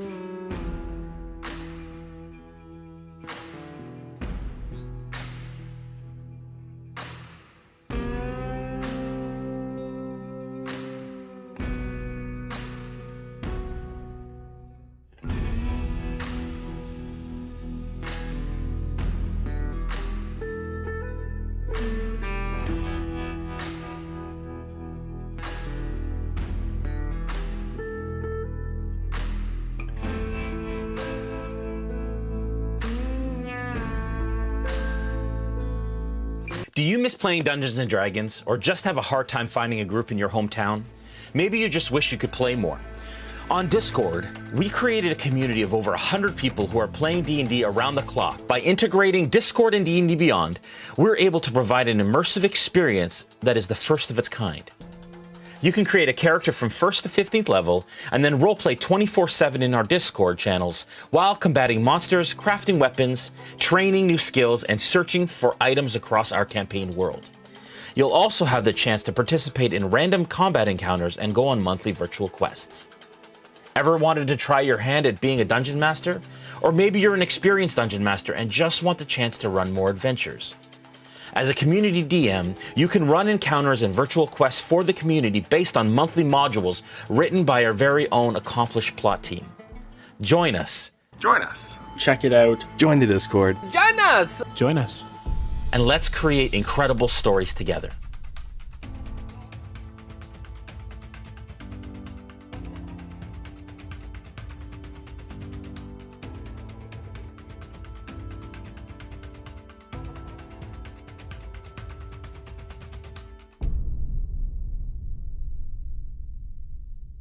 Is money really worth all this? It's not about the credits.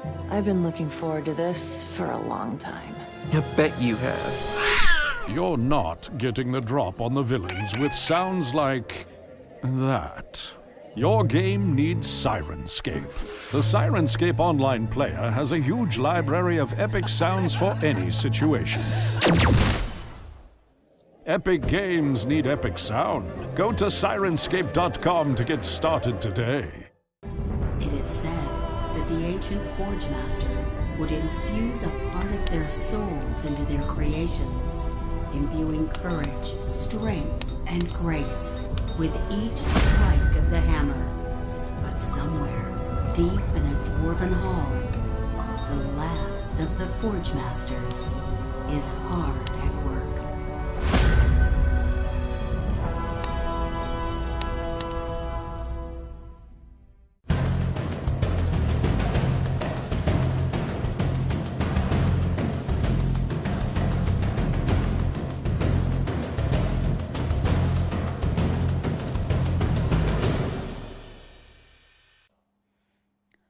One of my favorite things about Shard Tabletop is that it is so great for both the GM and the player.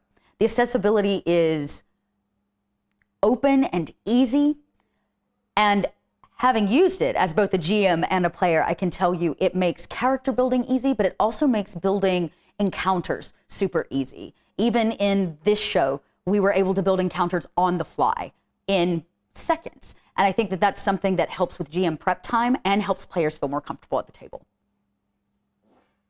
Wastes of Chaos, the latest sourcebook from Kobold Press, gives you everything you need to create hard-hitting adventures in devastated lands far from civilization. From powerful new players options to ghastly villains and twisted locations. And with the Tales from the Wastes companion book, you'll get adventures uncovering the ruins of a world that was. Back Wastes of Chaos on Kickstarter today and bring full mental havoc to your campaign.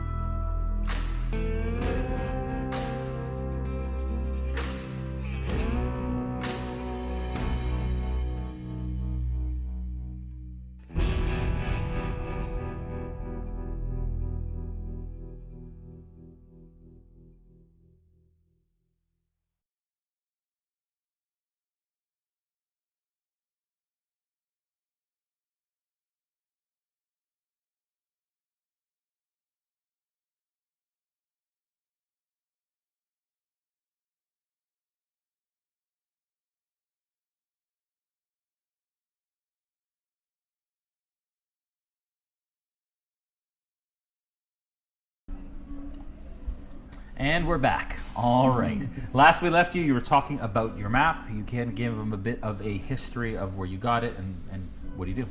Okay. So, as I said before, I come from a long line of wheatlers.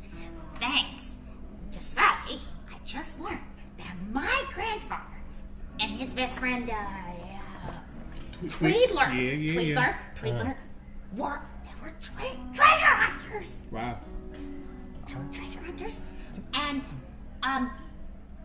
my father disappeared, my father or my grandfather? Sorry? My father and my grandfather disappeared in this town. Your father... My father... your grandfather lost the trail. Great. And then your father did not take up his... Oh, yeah, your dad hated treasure hunting. Right past me. Sometimes Right? skips a generation. Yeah. Granddaddy Wheedler. We called him Papa Wheedler. Papa Wheedler. Trail went cold. Right here in the town of Hell's Bay. So you think that you're going to find some information here based on... This, which was found brought back to our family. And I saved it, and I kept it. And I've spent most of my life trying to figure out exactly what it is. But Very well drawn. It really is. He was a masterful cartographer. I guess what I'm trying to say is... Are those mountains or just birds in the sky? Okay. Consummate thieves. I'm here now with all of you. With the belief that somewhere on this map is also Hell's Bay. So if we can figure out where and what, then we can find the treasure. Could I, based off, since I've been in the area, would I be able to use the locations or the features on the map and compare to my knowledge of the landscape? I would get you to make me a nature check. Nature? Or would it be survive? Could I use survival instead? You're not necessarily... Okay. You're trying to understand if anything in the map pertains to landmarks, which I would say was more nature than... survival would be more like tracking or trying to find an area. Got it. As you do the... Okay, go ahead. As DM, I've been living on the outskirts of this town for a hot minute, and I suppose I could contribute. Yeah, you can help him. Oh, all right. Try, absolutely. You can add your... What'd you roll? Nature. Nature? You can add a +3 to that. 6? No. Okay, so what I think... I mean, it looks like pretty much every area of the Dreadlands. Oh, okay, this is a pit of snakes, very clearly. This is a secret door. And this is probably a breadcrumb trail. These, I think, are portals, right? And this, I'm not entirely sure. I'm pretty sure Poppy went to jail. May I have your permission to examine your document? Oh, yeah. So, this seems real early for this, but it's fine. No way. Okay. Nexus is going to pick up the map, and like a couple of gears will sort of like flip down over her eyes. And I would like to cast Speak with Inanimate Object.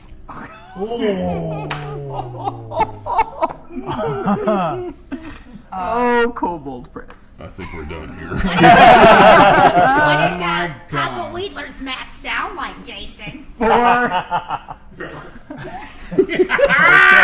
Broke it. Oh my Did I break Okay. it? Well, we'll see. It's early. For the sake of those folks at home and me who have never heard of the spell before, could you please read what happened? You awaken a spirit that resides inside an inanimate object such as a rock, sign, or table, and you can ask it questions. The spirit is neutral towards you unless you've done something to harm or help it. The spirit can give you information about its environment and the things it has observed with its limited senses, and it can act as a spy for you in certain situations. It's your book. So it has an essence and a history. That it's lived the life. Do you want to just look at it? No. Okay. Trying to. Yeah. Okay. So The spirit that resides within it. Within it. The spirit of the map, if you will. Okay. It's the map. I'm the map. Dear. I hate it here. All right. Look out for some okay. boxes. What does that look like? So the gears come down, and you start to. So the gears kind of come down, Yeah. and thing, and a couple of them sort of start to glow, and you get this sort of sense just looking at it that they're sort of like a combination. Yeah. So it's like, one set does one thing and one Yeah. set does another, and so this particular set comes down, and like a sort of soft glow comes out and down Nexus's arms and sort of like encompasses the map, not necessarily coming from the map, but just kind of very lightly surrounds it. Sure. And Nexus will say, pardon me, I am Nexus. I have never addressed a map before. I have addressed an envelope before, but a map I have not. I am so sorry to bother you, but I have a few questions, and I was wondering if I may ask your assistance. Immediately, you get the sense of two presences Okay. for this. Okay. One that is rigid and the other fluid. Okay. And these are just like the energies Yeah. that you get off the two essences. Yes. You will beg, or you will pardon my impertinence. We are struggling to interpret you as a map, and I wondered if perhaps you might offer us guidance as to where you have been, or if you can give me any insight into your markings, if that is not too much to ask. Yes. You hear one voice say, "I'm paper," and the other one say, "And I'm ink." It's the best thing ever happened to D&D. All right. Two identities in one item. Interesting. Paper. Can you tell me where you have been? What did it feel like? Very wet. It was wet. Wet hands. Very wet hands. Lots of dust. Carried in pockets. Did not smell good. Probably close proximity to areas that did not smell good. And ink. When Yes. you were added to paper, Yes. did you feel anything along your journey to paper? Paper has been miserable for many, many years. I think I've made paper better, frankly. Paper was merely wood until I was added to it. And the person who added you to paper, do you remember anything about this individual? Yes. A lack of ability in my use. Crude, hurried, meaningful, intentional. And paper. Yeah. Did you and ink hear any discussion of what was to be endowed upon you? Well, frankly, it was a lot of blah, blah, blah, blah, blah, blah, blah, blah, blah, blah.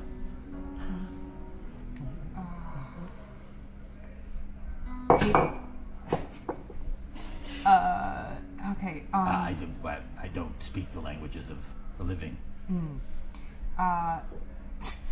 Thank you, Barkeep. Paper? Yes. Could you offer any insight as to what your markings may indicate?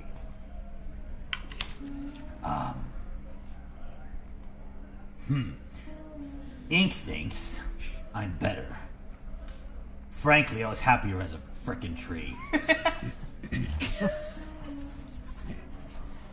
And here I am, still carried around, really wet, really stinky, really dusty. But I guess there's a little purpose to it. And what is that purpose? To carry ink. And ink, what is your purpose? To show the way. Do you know the way to what?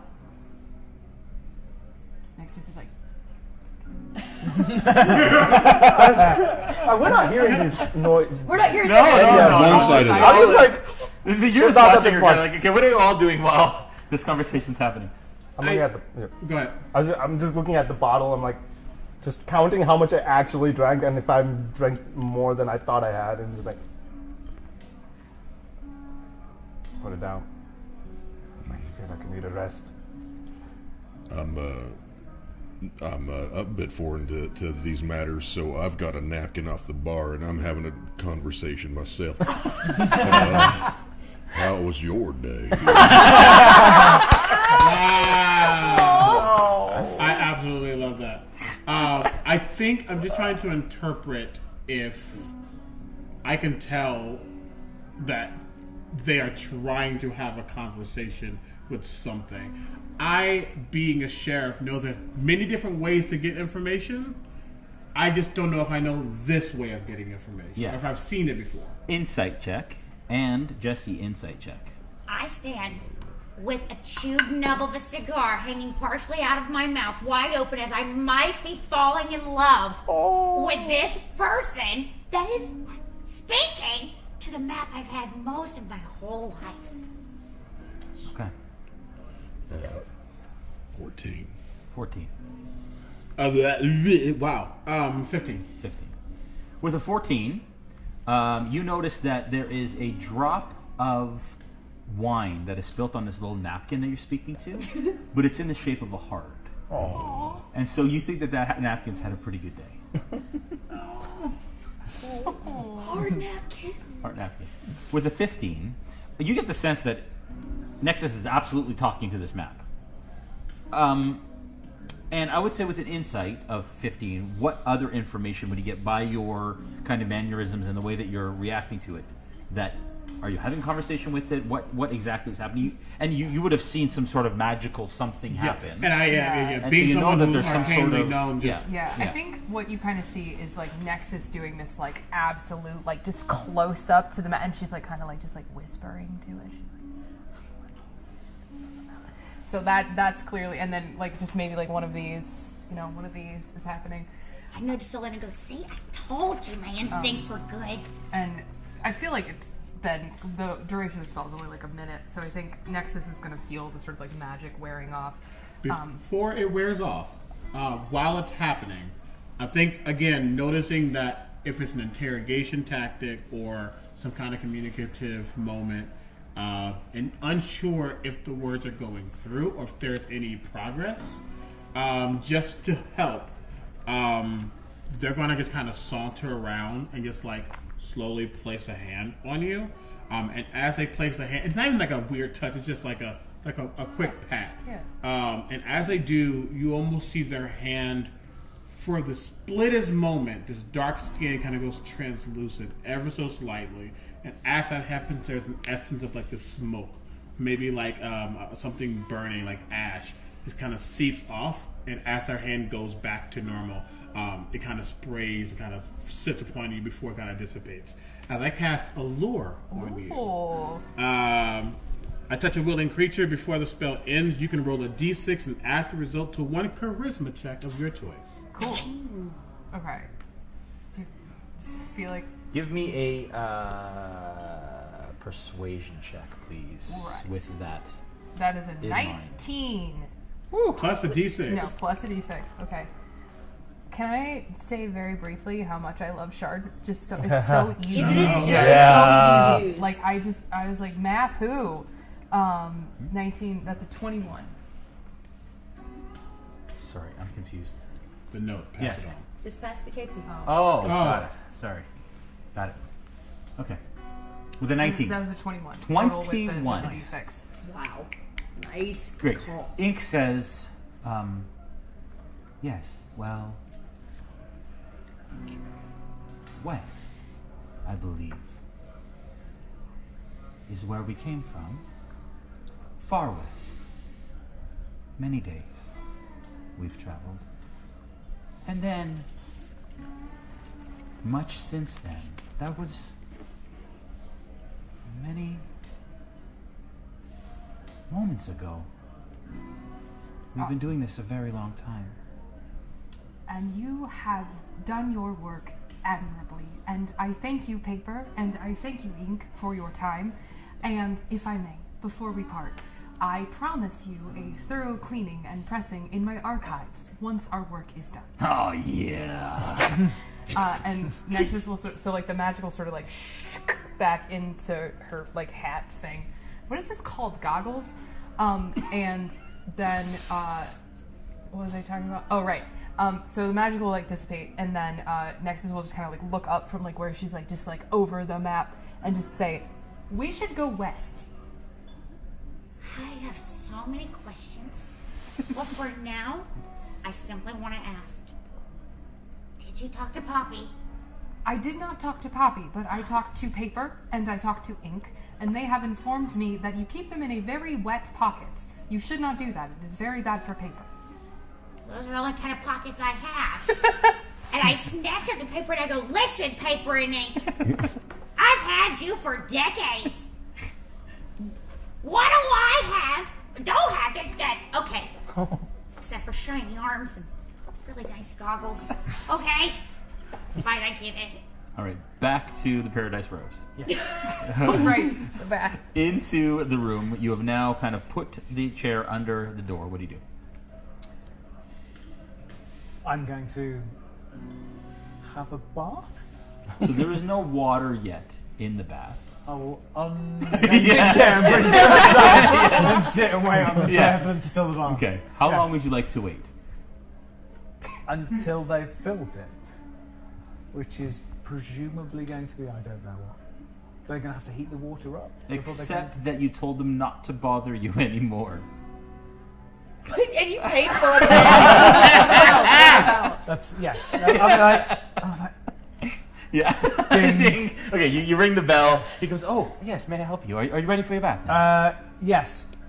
You said you were not to be disturbed, No. I didn't want to bring... I get where the confusion is. That is entirely on my fault. Fair enough. Yes. Disturbed once I've got everything and I don't have the water. Yes. Which is often important. Yes, it would be, which is why I was confused why you told me not to come back. It's been a very long day. Yes, I understand. I appreciate that. I'll be right back. Thank you very much. He goes down.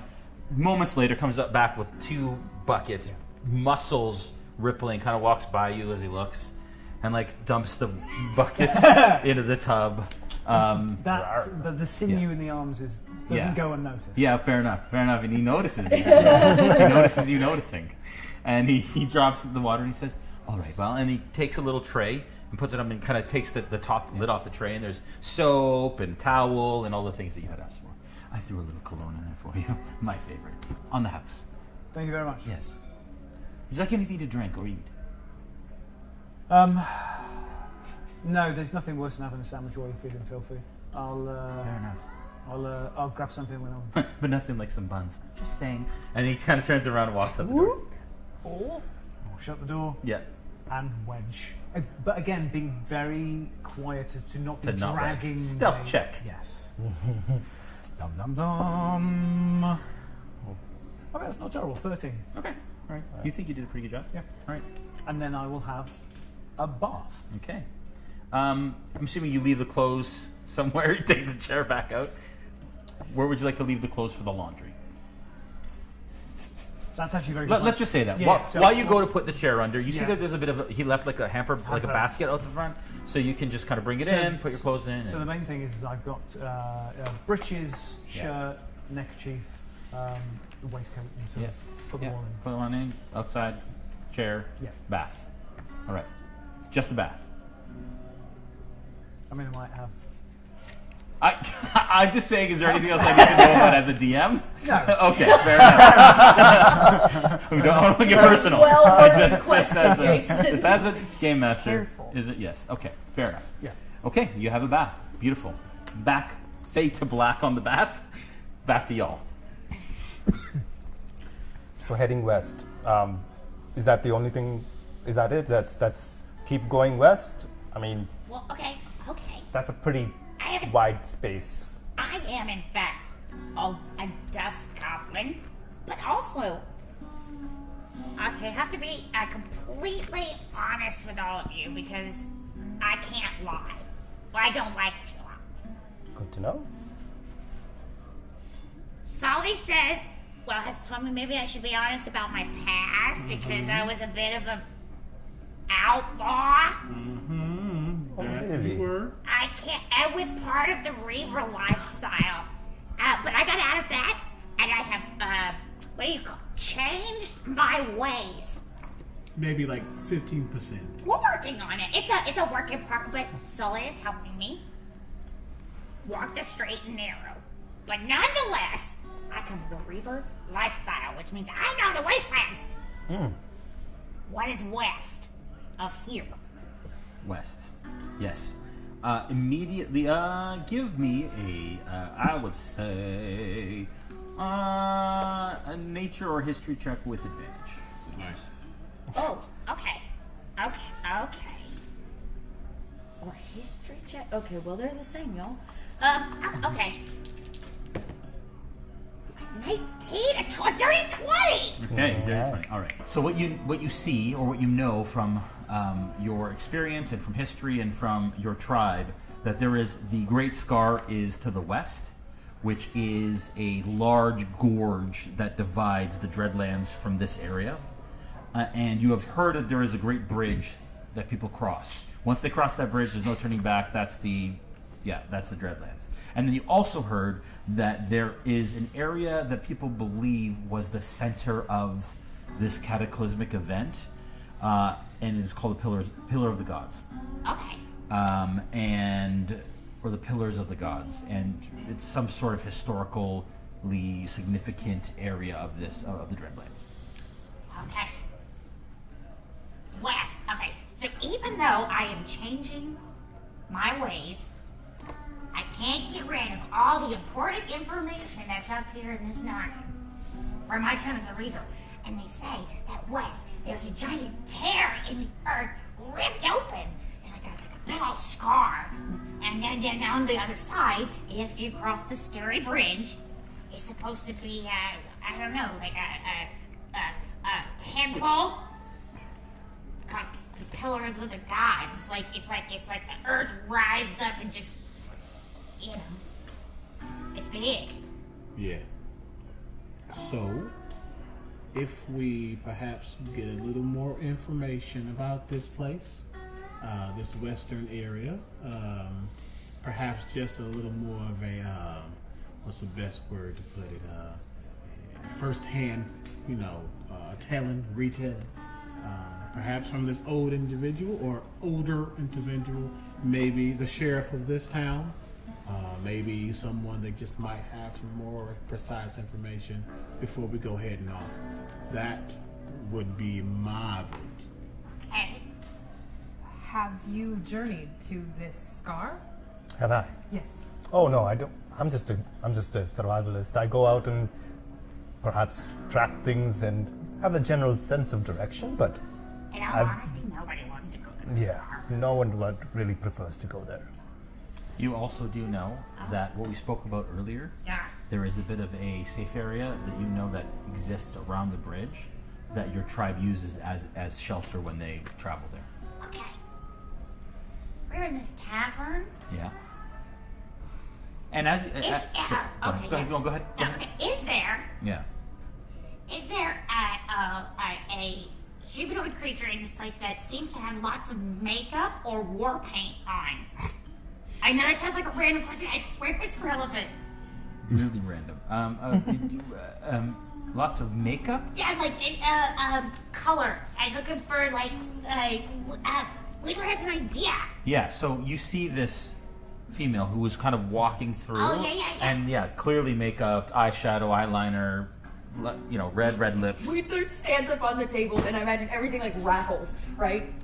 I hold my bottle. Yeah. As he goes, I have an idea.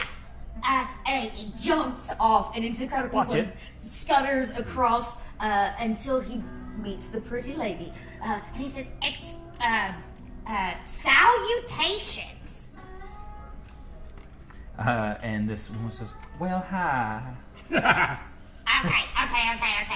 The paint, your war paint. Do you have any on you? I appreciate what you're trying to say. This is called makeup, where we come from. Oh no! Okay, well, do you have any of the makeups with you? Like on me right now? No, back in my room, but if you're looking for a room, I can help you with that. No, I'm looking for your makeups. Just my makeup. Or, yeah. Well, all right. What do you need makeup for? And then he says, "Well, I can see. I understand. Yeah, I need it for pen and ink. Some contouring maybe in the cheeks and. I don't know what that is. Yeah. Listen, Yeah. You look like a great warrior with all that face paint on. It's well respected where I come from. Sure. Can I borrow some? It's in Nexus will be like watching all this, and Nexus will just reach into her hair and just pull out a pen and say, "Is this what you are looking for?" Do you have? More color. Color. This one is blue. Yeah. Keep your warp makeups. And I scoot back across the bar. What are you going for? I feel like he starts grabbing. He goes, "Yeah, okay, tossing lids and caps." It's well known that the town of Hellsbank has a big body of water, the Gulf. The Gulf. Well, yes, that's to the west. Mm-hmm. And he grabs it like a kindergartner. Is like, and he colors in this spot. Okay. He says, "Okay, so say this is the Gulf. That makes this." And he takes the next pin with the other hand, dual wielding. Hellsbank. Right. So are you? So I'm saying, if we know we need to head west, this isn't a prison. This is the bridge. I mean, yes. That seems quite obvious. I've waited my whole life for this moment. A single tear of joy runs down my face. Oh, Nexus will be like, well deduced. Are you proud of me? You did it! We did it! You did it. You are quite an artist, little one. You can To have be your fair, makeups back. you did a fantastic job figuring out that might be Hellsbank, because I wouldn't have figured that out. Well, okay, originally I thought this was a pit of snakes, which would have put this really on the other side of the Treadlands if you really think about it.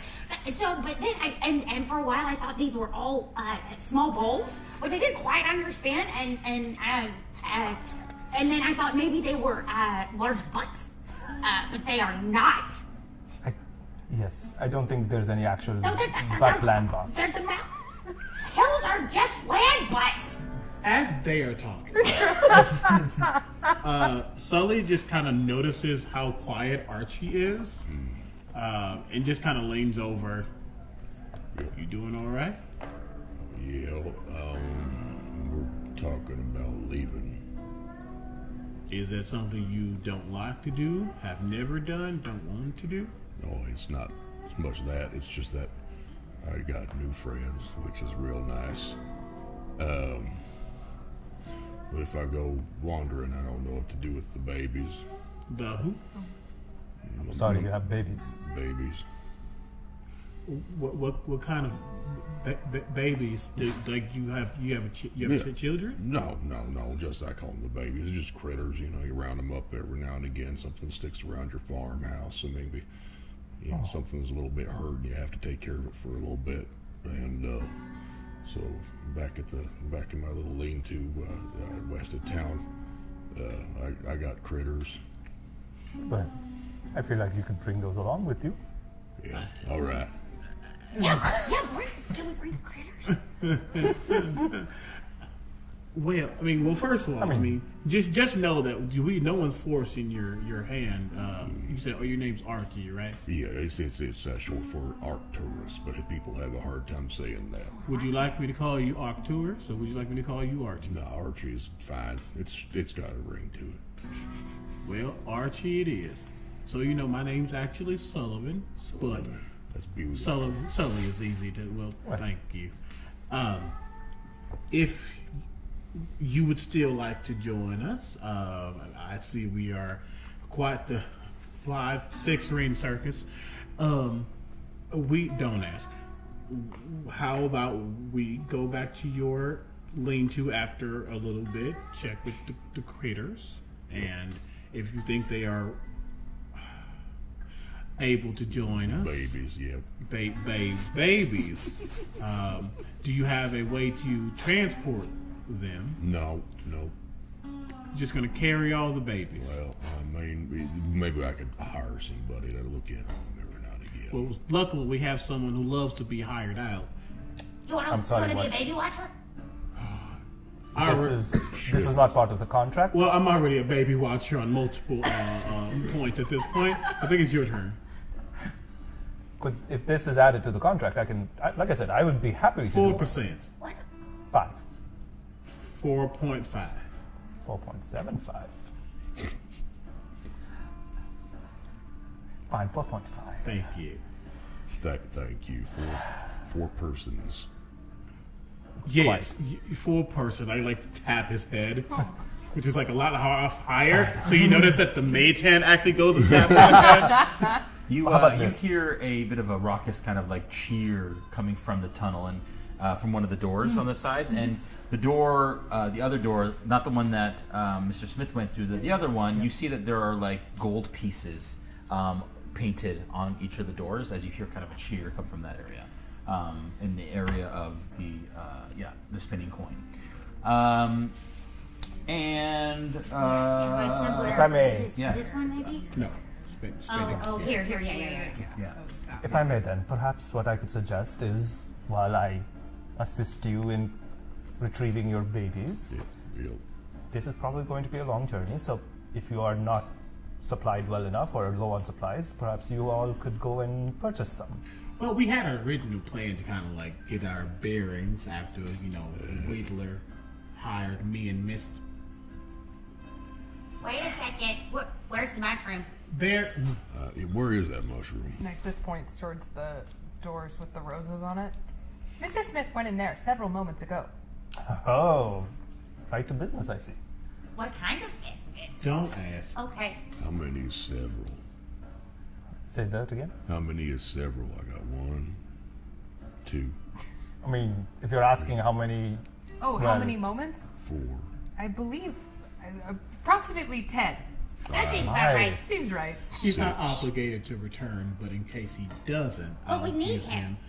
Well, we need a tripwires too, and that was a quite. Everybody has performance issues, Sully. Occasionally. Can't say I can empathize with that, but I can. I'm not ashamed. I'm proud of you. I was just saying, give him a couple more minutes, maybe 30. I don't know. Drink. We need to just rest for a bit, and hopefully he is handling himself in the best of his ability. If I may, I am aware that many of you require rest periods. Perhaps it may be advantageous, based on the amount of fingers you have consumed, that we all join Mr. Smith in resting for the evening, and then we may approach tomorrow with fresh heads and fresh bodies, and I will recharge. We're going to replace our bodies? Well, if we're going to rest, we should head that way. I'm assuming towards the Drifter's Haven, which is the inn, correct? You imagine that. Yeah. Okay. Like, let's head that way, not towards...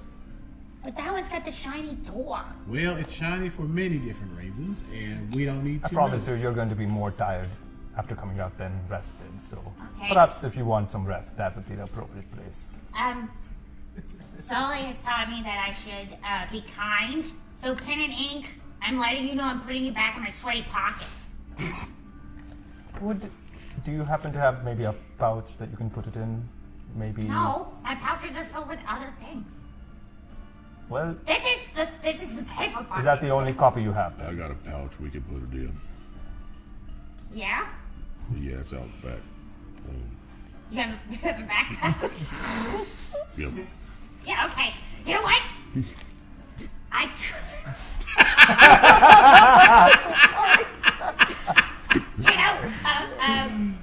A pen and ink, I hear your concerns. My pockets are too sweaty. I will work on that.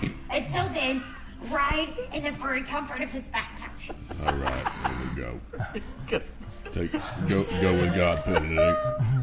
All right, big guy. Oh. Yeah, I know that sounds bad. Help me!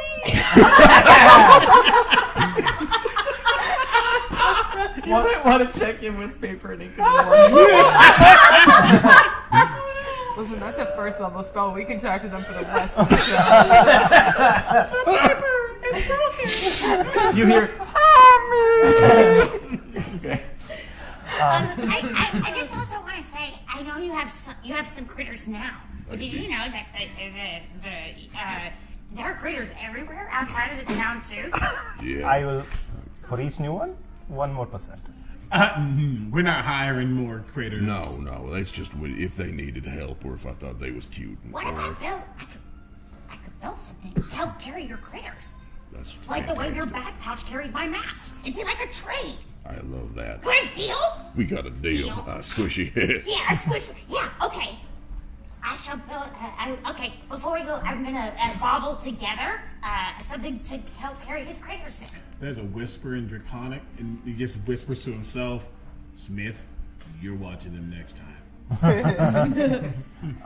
and since Smith went through the roses, I mean, we could pass through and just pick him up on the way to the tavern. I mean, to the Haven, Drifter's Haven.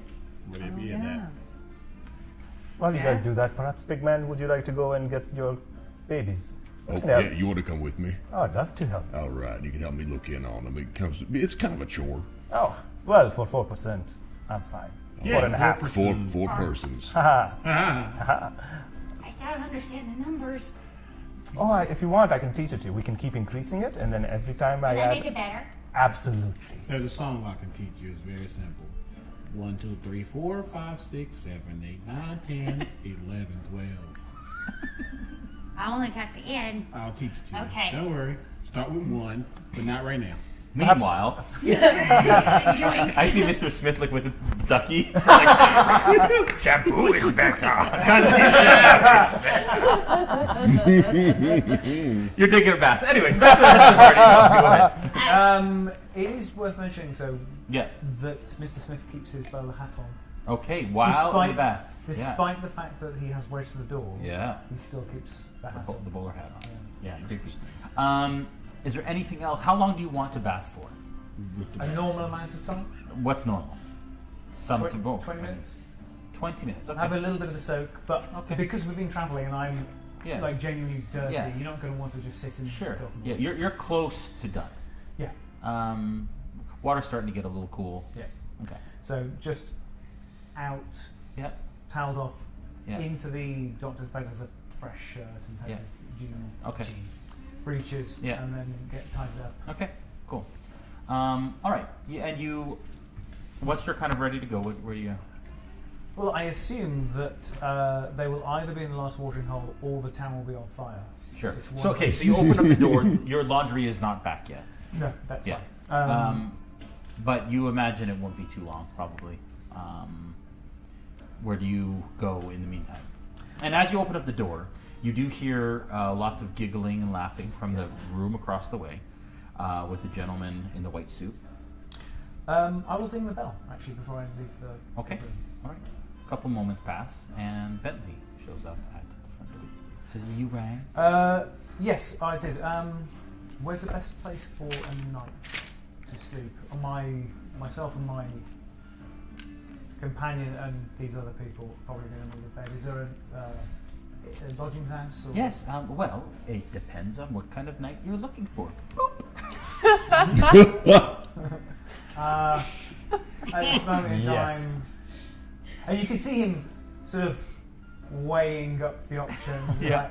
At this moment in time, I think just sleep. Oh, all right. Well, I mean, you can have a room here, but we save those for clients that are interested in extracurricular activities. But the Drifter's Haven, just next door, of course. Would it be possible to have my laundry delivered there? Oh, sure, of course. Wonderful. Thank you very much. He never sees his clothes again. Stole it. So the clothes that he's changed into are very similar to the ones that he's had before. Again, it's a nice shirt. It's nice breeches. Yeah. So he's looking a little bit more smart, as opposed to that dust of it.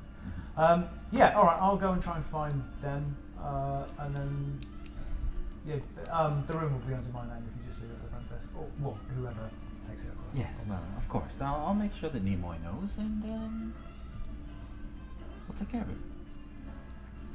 Toodles. Leaves. All right. Can we please walk through the door exactly as he steps out in a towel? No, he's dressed. Oh, he's dressed. As Okay. you kind of come through, same description. I don't think I have to give it again. It's a very lush, sort of posh interior, and just very, very fragrant as you come through. And again, people kind of walking through, looking at you, smiling. You get a couple nods, and Every single person who makes eye contact, I say, "Hello, I am Nexus." all right. And some of them are like, "Oh, hello," and some of them kind of like start to circle you and start to kind of take it all in. Some of them are like, "Oh, you're fuzzy." Yep.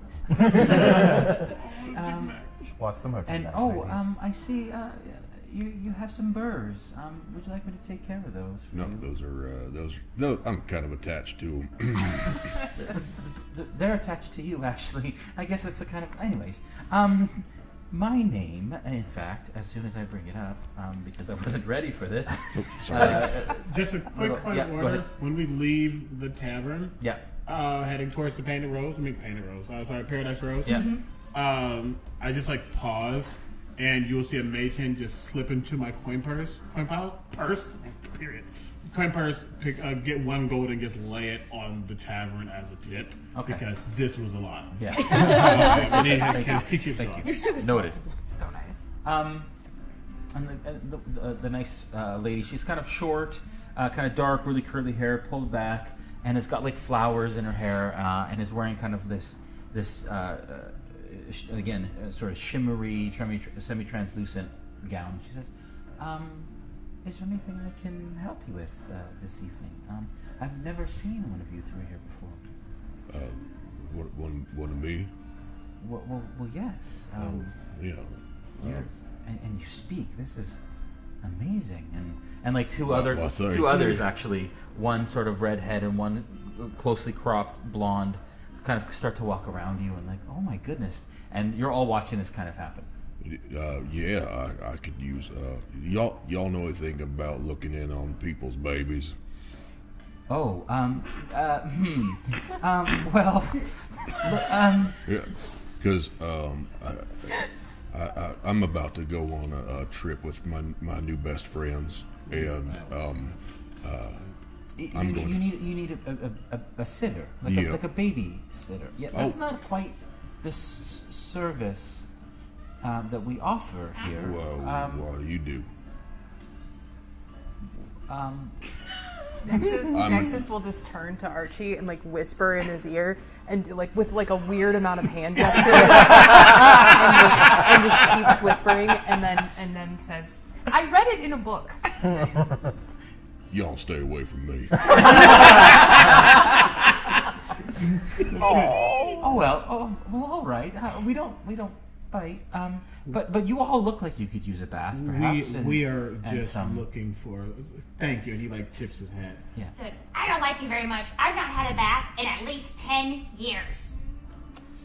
Well, it's never too late to try. It is always too late for a bath. Thank you very much. We were just looking for a fraha. We found the mushroom. And as you see him start to kind of come out of a door up top. Hello. Hey, Mushroom Man. Why did you bring the kids in here? I didn't bring anything. We were looking for a bed.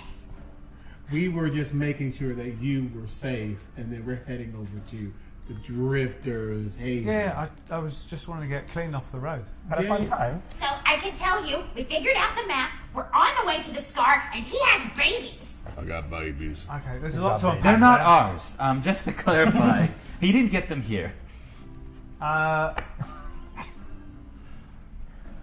I look forward to picking up my laundry. I'll be next door. Yes, we'll have it Thank you very delivered. much. Again, lovely establishment. Thank you. I'll let Penny know. Be careful, they'll do stuff to your parts.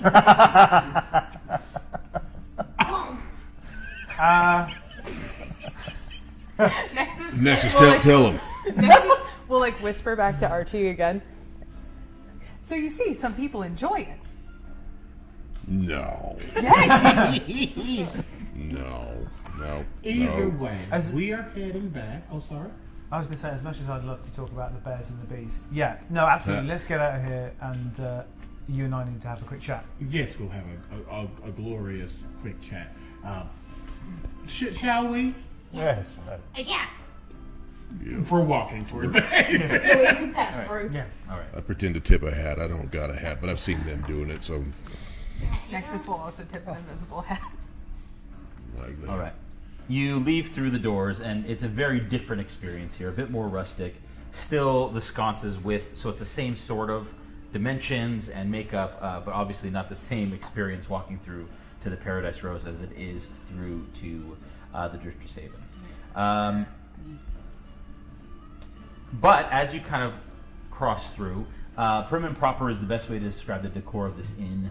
A large reservation desk with 2 boys dressed in maroon uniforms with single gold stripe on each side. A small cap stand on either side of this desk.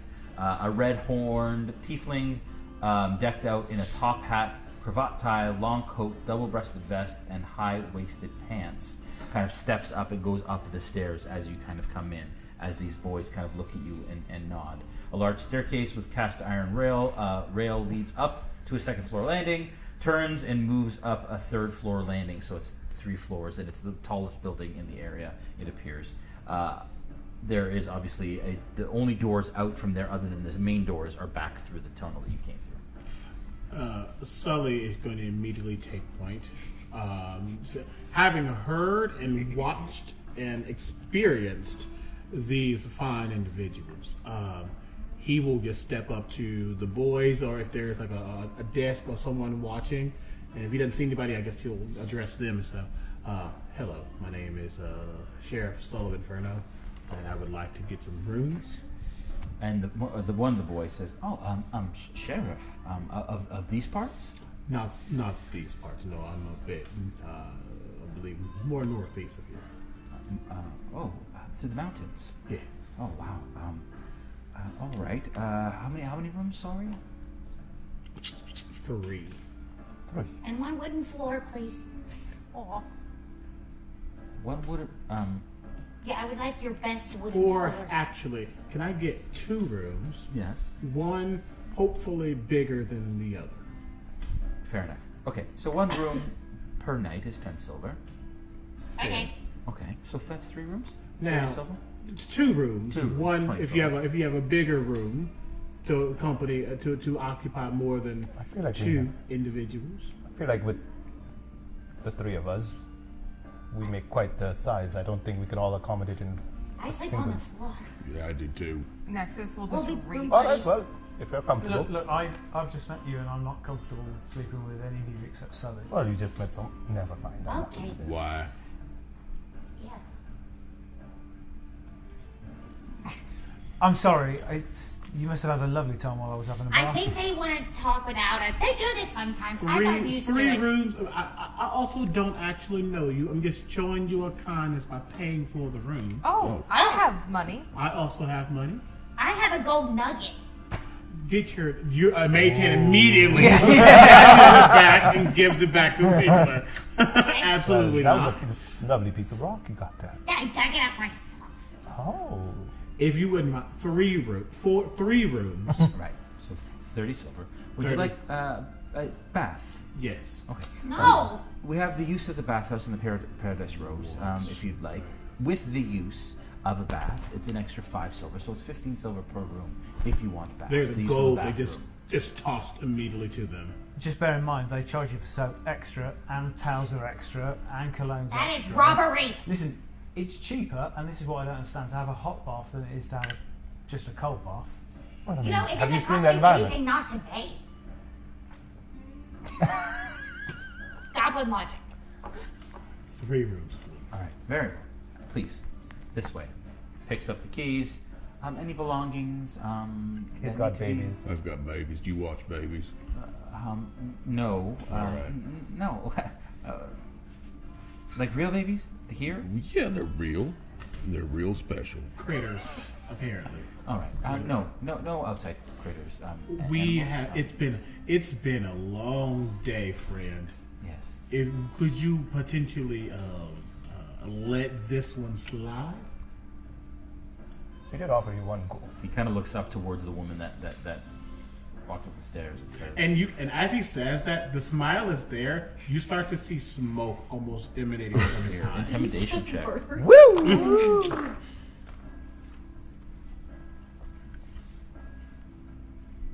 Yeah. 14. Yeah. Could I help him with that? Where as he's doing that, I'm just like slowly, rifle would be in the back, so just like slowly like going up and down my. You my give him pistol. your bonus? Yeah, I'm giving my bonus with intimidation. Yeah.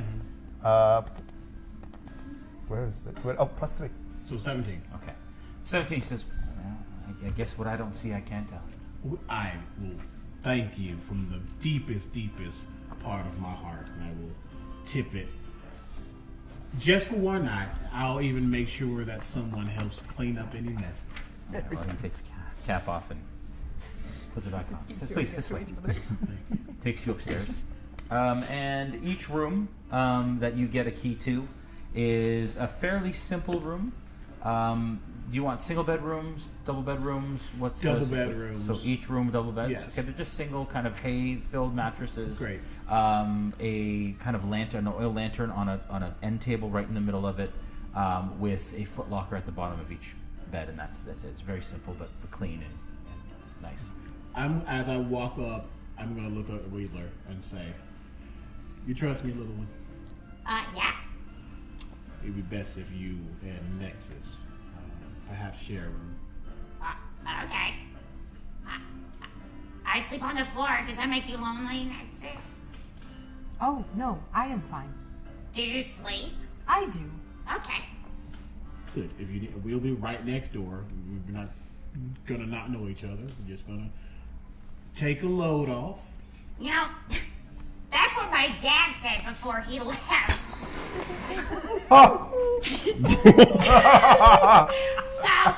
I'm gonna trust you because you have the shiny star, and that tells me that you are trustworthy and powerful. I'm sorry about your dad. But I'm not your daddy, so I won't leave you. Dad of the year. We're all just gonna be next to each other. I just need to have a small little chit chat with Mr. Smith. Is he in trouble? Yes.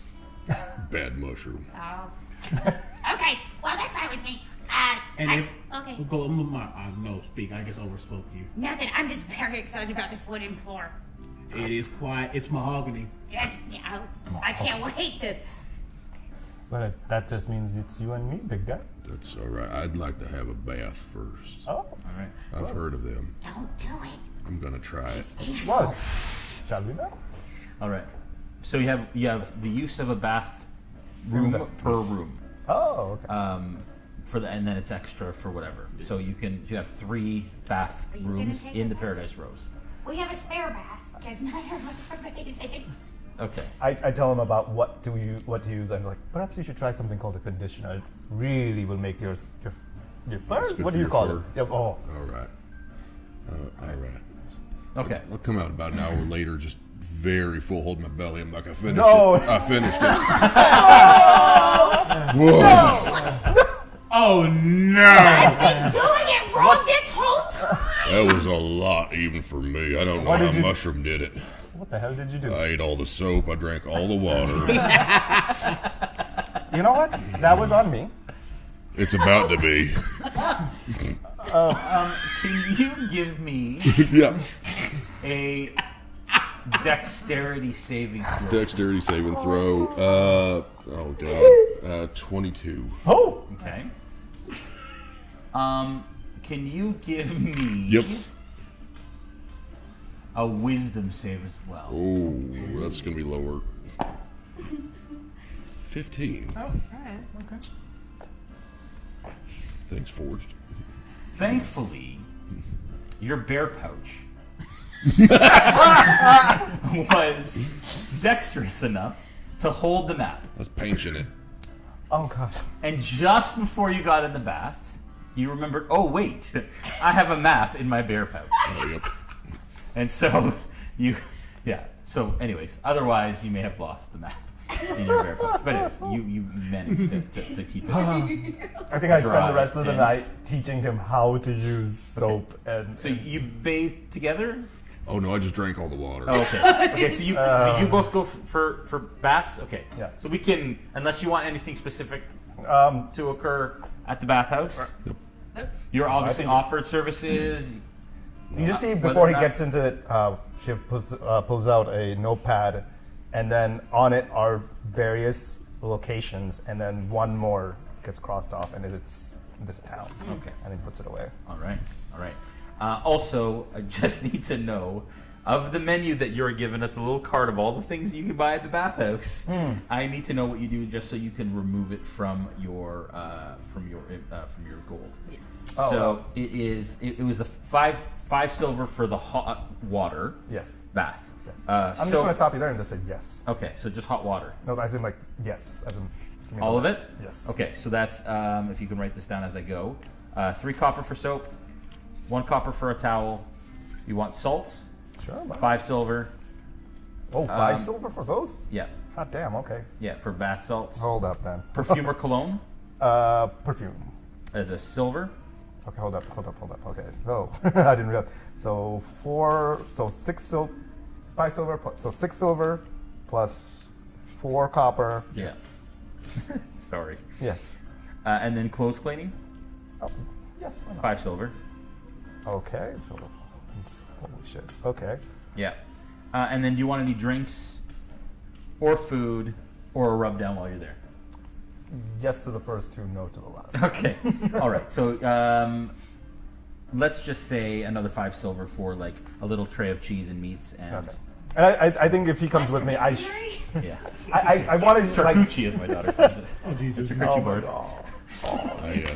That's our one. As I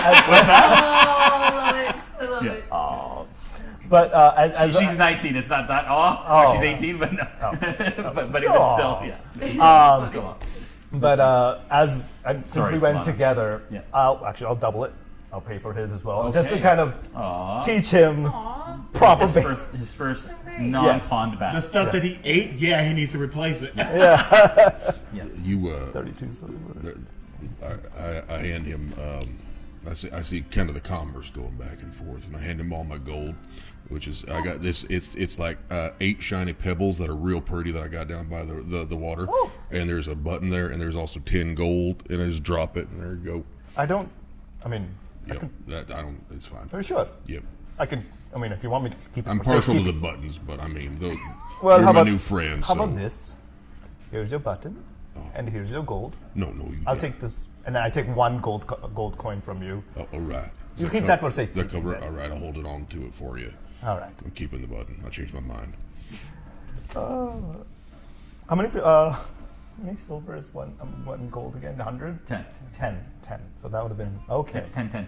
Okay, gotcha. 10 copper is silver, 10 silver is a gold.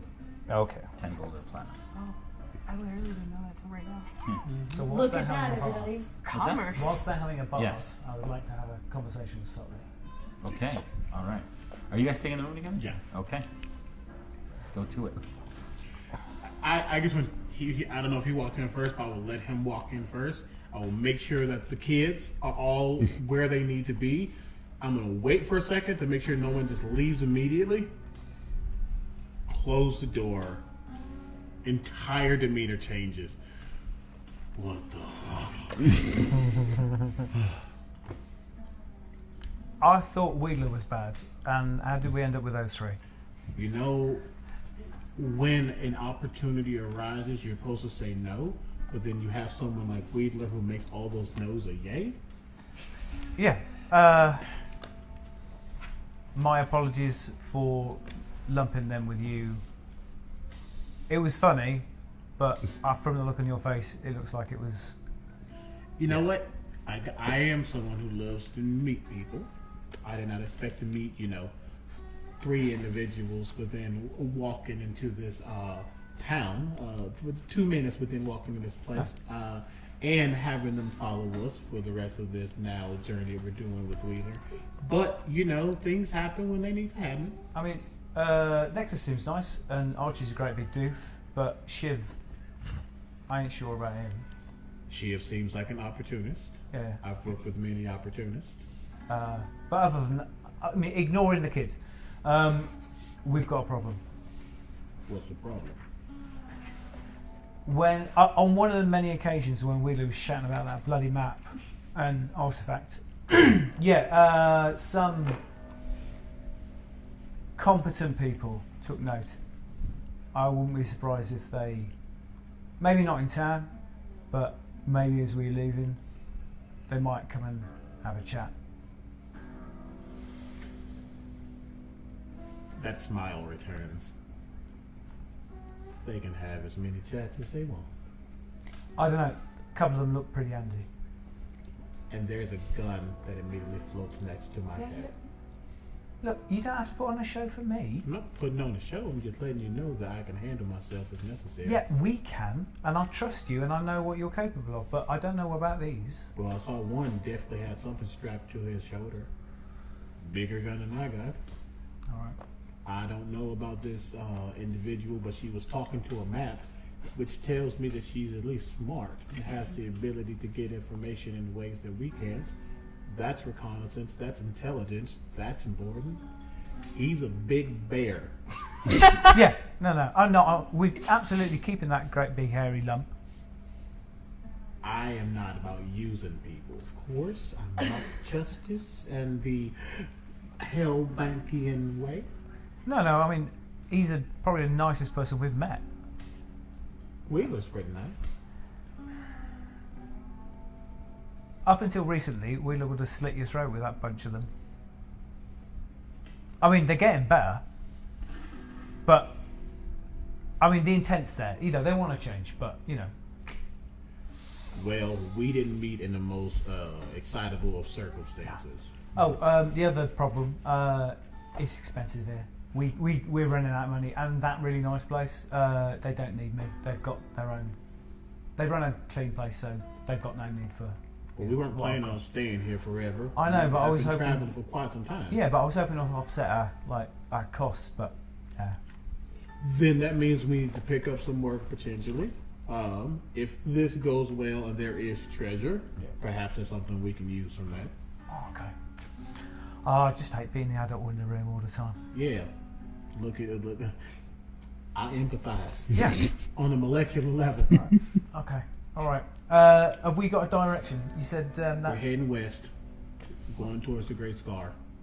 And his eyes widen a little bit. Why? The treasure map and the information that Nexus gave clearly hints that we need to go west.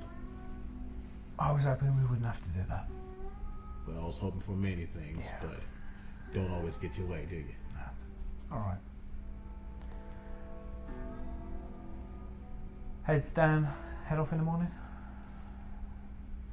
Yeah. Get some rest.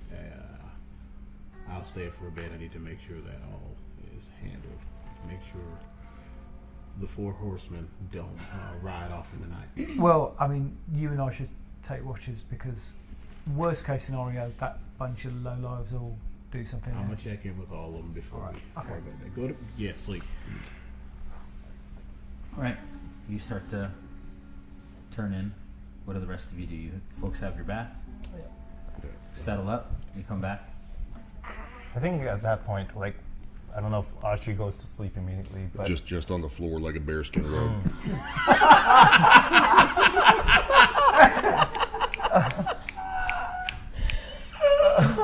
This is my new best friend. Beautiful. As Archie falls asleep, you see Shiv doesn't sleep, and instead, he's now very clean, but you see him instead leaning against the window and kind of just looking out, and for the first time you see him pull out his pistol, cock it out, sees the one bullet, cocks it back, cock it out, cocks it out, and then keeps looking out, and that's it. Okay. As you sit at the window, you look out the window for a moment as you kind of do it, and your last click in, and in the courtyard, kind of behind the inn, walking between kind of the houses, you see this humanoid creature, and It's kind of hunched over slightly. And it looks like it's wearing a blue, like, 3-piece suit, but dirty and ripped at the edges. And this individual appears to be slightly shambling, kind of up towards, in the direction of the spinning coin behind the inn. And as this creature kind of looks up at you, in the moonlight, you can see its face is kind of gaunt. Its jaw kind of slack. And